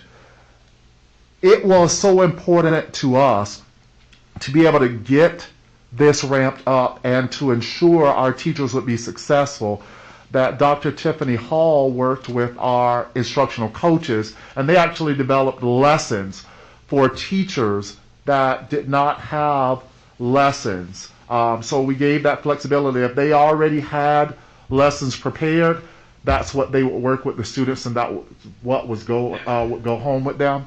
If they did not, they developed 5 days of high quality lessons for our teachers to utilize, because we are all in this together. And so I just wanted to explain to our teachers that we did not leave them out or did not think about them, but that day was already on Granite's calendar, not one that the board or the superintendent granted to them for that purpose. Well, thanks for clarifying that for them and for us, Superintendent, and thank you to you and to Dr. Hall, certainly, and her team for putting those lessons together. I think what I'm requesting is just the next steps. What are the next things we're going to do to support our students and our teachers and show them our appreciation as well. All right, that concludes our discussion and action agenda. Melissa, And if I may. yes, I know we did stop about the strategic planning RFP. We moved on, but we did not discuss what we want superintendent to bring to us next meeting so we can move on. we'll get there. Thanks, Okay, Mohammed. thank First, you. let's go ahead and do board member reports. Do board members have anything to report? JLC is starting this week. Okay. And it will be actually in person. I was told you wrong, but it's not hybrid. So it's the Granite School District. Okay. So see you there. Mhm. Good times. Yep. So that'll be Superintendent, Business Administrator Kersley, and Board Member Kennedy as our JLC, and then And if other anyone board else- members are welcome to attend, though. So that's something that we could all go to. So if you'd like to participate, I think only 3 of us, right? No, everybody can go. Last year we kept it really strictly to 3, and that's what is that. Do we not need to do that? No, we could all be there because it's a noticed meeting, but It would have to be a notice meeting. But it is a noticed meeting, but we don't but- have to be there. So certainly, if you want to go, you can show up, but you don't have to. So- We have great representation there in Board Member Kennedy, so you'll keep us, you always Yes, do, I keep will. us posted. And Representative Sweat often comes. Last year well, I'll check into that because last year we were told that we could only have, but I'll check into that. and Okay, see. yeah, no, thank you. And you. then I just would like us to think about, we made the adjustment a while ago to have, to go back to the board meeting and then study session. Mhm. And I don't think, now we've been meeting on all these poor people who've been here for 5.5 hours. Mhm. And I just don't think it gives us enough time. So I really think that we should consider returning to board meetings every time. And we obviously need to vote just about every time. And having study sessions beforehand. We just need more time than this. Okay. Than we have. No, I appreciate that feedback, and I'm really happy to hear what other board members think. Thank you, Catherine. Bryce, did you have a report? Not this week. Okay. Nate, or Dottie, do you have anything? Thank you for being here. Yes, thank you, Dottie. I think the only thing I would add is one, just thank you to everybody that's involved in our district and our meetings, and I would certainly echo the sentiment to have a great discussion about how we move forward with our strategic planning, with our RFP process. I have witnessed over the last 7 months a lot of delays, setbacks, whether that's intended, unintended, not wanting to do summer retreats, whatever that might be. But that is 7 months of lost opportunity. We talk a lot about equity, we talk a lot about achievement gaps, and we need to come together because it's not just about student achievement. It's also about ending cycles of poverty. It's about making sure that kids feel welcome. It's making sure that adults feel welcome and are trained to do the work that we need to do and that we're responsible for. So I would certainly support an ongoing discussion relative to how we move forward because we have missed a lot of ground. And I think the only folks that are missing out on that are our students, many of whom will continue to fall through the cracks if we don't come together as a board, as a district, and a community to make sure that we have the goals and priorities and funding, the training necessary to make sure that we can implement the goals and priorities that we develop through this process. Thank you. Thank you, Nate. Mohammed, did you have a report? Okay, I'm just gonna... In Arabic? Yes. Okay. Just keep it short. Yes, I'm gonna... Quick. It's important. I think you're great. السلام عليكم. خلال هذا الاجتماع تحدثنا عن المواد التي نحتاج التركيز عليها في الاجتماع المقبلة. تقديم الجائزة اليوم للتلميذة داتي وهي جائزة 2022 كتلميذة لبرلمان الشباب. مبروك عليك يا داتي. القوانين التي تهم الاجتماع والمكالمات الأعضاء المرشحين في ولاية يوتا، هذا من المواضيع التي تحدثنا عليه. والقوانين المسؤوليات التي تهم المرشحين في ولاية يوتا والإحصائيات والتغييرات الديمغرافية للأسف التي تؤثر سلبيا على مدارسنا وتدهور عدد التلاميذ في مدارسنا. واليوم كذلك تحدثنا على substitute teachers أو المعلمين البديل. في غياب المعلم البديل سوف يساعد هناك. أرجوكم بأن تدفعوا ملفكم للعمل كتلميذ للعمل كمعلم بديل. أرجوكم. الميزانية السنوية للمدارس في هذه السنة هي 20 مليون دولار و245,535. وتحدثنا كذلك اليوم عن student plan، الموضوع الذي يهتم بمستقبل التلاميذ وتحضيرهم للمستقبل من مستوى التحضيري إلى الثانوي وما بعدها. أتمنى لكم ليلة سعيدة وشكرا. Thank you, Mohammed. Jenny, did you have anything you wanted to say? Chrissy? Okay. So two things for me. One, I think what I heard from the conversation about the strategic plan is that the concern was mostly about the board being involved in the process. So I will take I think we can consider moving forward, but with the board involved in that process, that's something I think we need to take up at the next meeting. Also at the next meeting, we need to, and I will have this on the agenda, talk about our negotiations with our employee association. We moved last year to have a board committee that included board leadership and one other board member, and the next board meeting, I'd like the board to make that decision on who that person should be to represent us in negotiations next negotiation cycle. So at the next meeting, that's what we'll do, and if you're interested, I would like to know that. And then again, just thank you all for being here for so many hours, and appreciate all the work that you do. Thank you.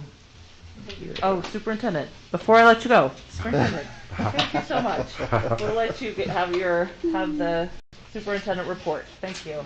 Well, I would like to first say to our community, thank you. The decision we made was not easy, but we always put our students first, and we want our students to be healthy and thrive. And sometimes we take that temporary break, but we are always here. We believe that in-person instruction is the best way to provide instruction for our students. So this is only a temporary change in the learning. I want to thank all of our district staff, and I cannot stress enough that we are all in this together. I really don't want us to get to a point where we're pointing fingers at one another, saying that the other can do more than what they're doing, because we are all taxed by this virus out there, and we're all working, and we're all on overload. And lastly, I will say that I will take whatever direction the board gives in the way of strategic planning, student achievement plan, portrait of a graduate. But I would say that our staff is taxed, and the work that we have to do is heavy work. And under normal circumstances, I would put this team against any and say that they can get it done. I cannot stress enough that the work that needs to be done to help develop a strong strategic focus for our district, and the clarity of the work, stressing the urgency of now, is going to take outside help to get it done. And that does not say anything or take away from the competence or the ability of any of our in-house people, but is recognizing the fact that because of the urgency of now, we need help. And we can't put another thing on our staff right now without possibly breaking people. And so I just want to make sure the board is aware of that. That is my report. Thank you, President Ford. Thank you, Superintendent. Thank you again, everybody, for being here. Have a good night and good day tomorrow. Take care. Good.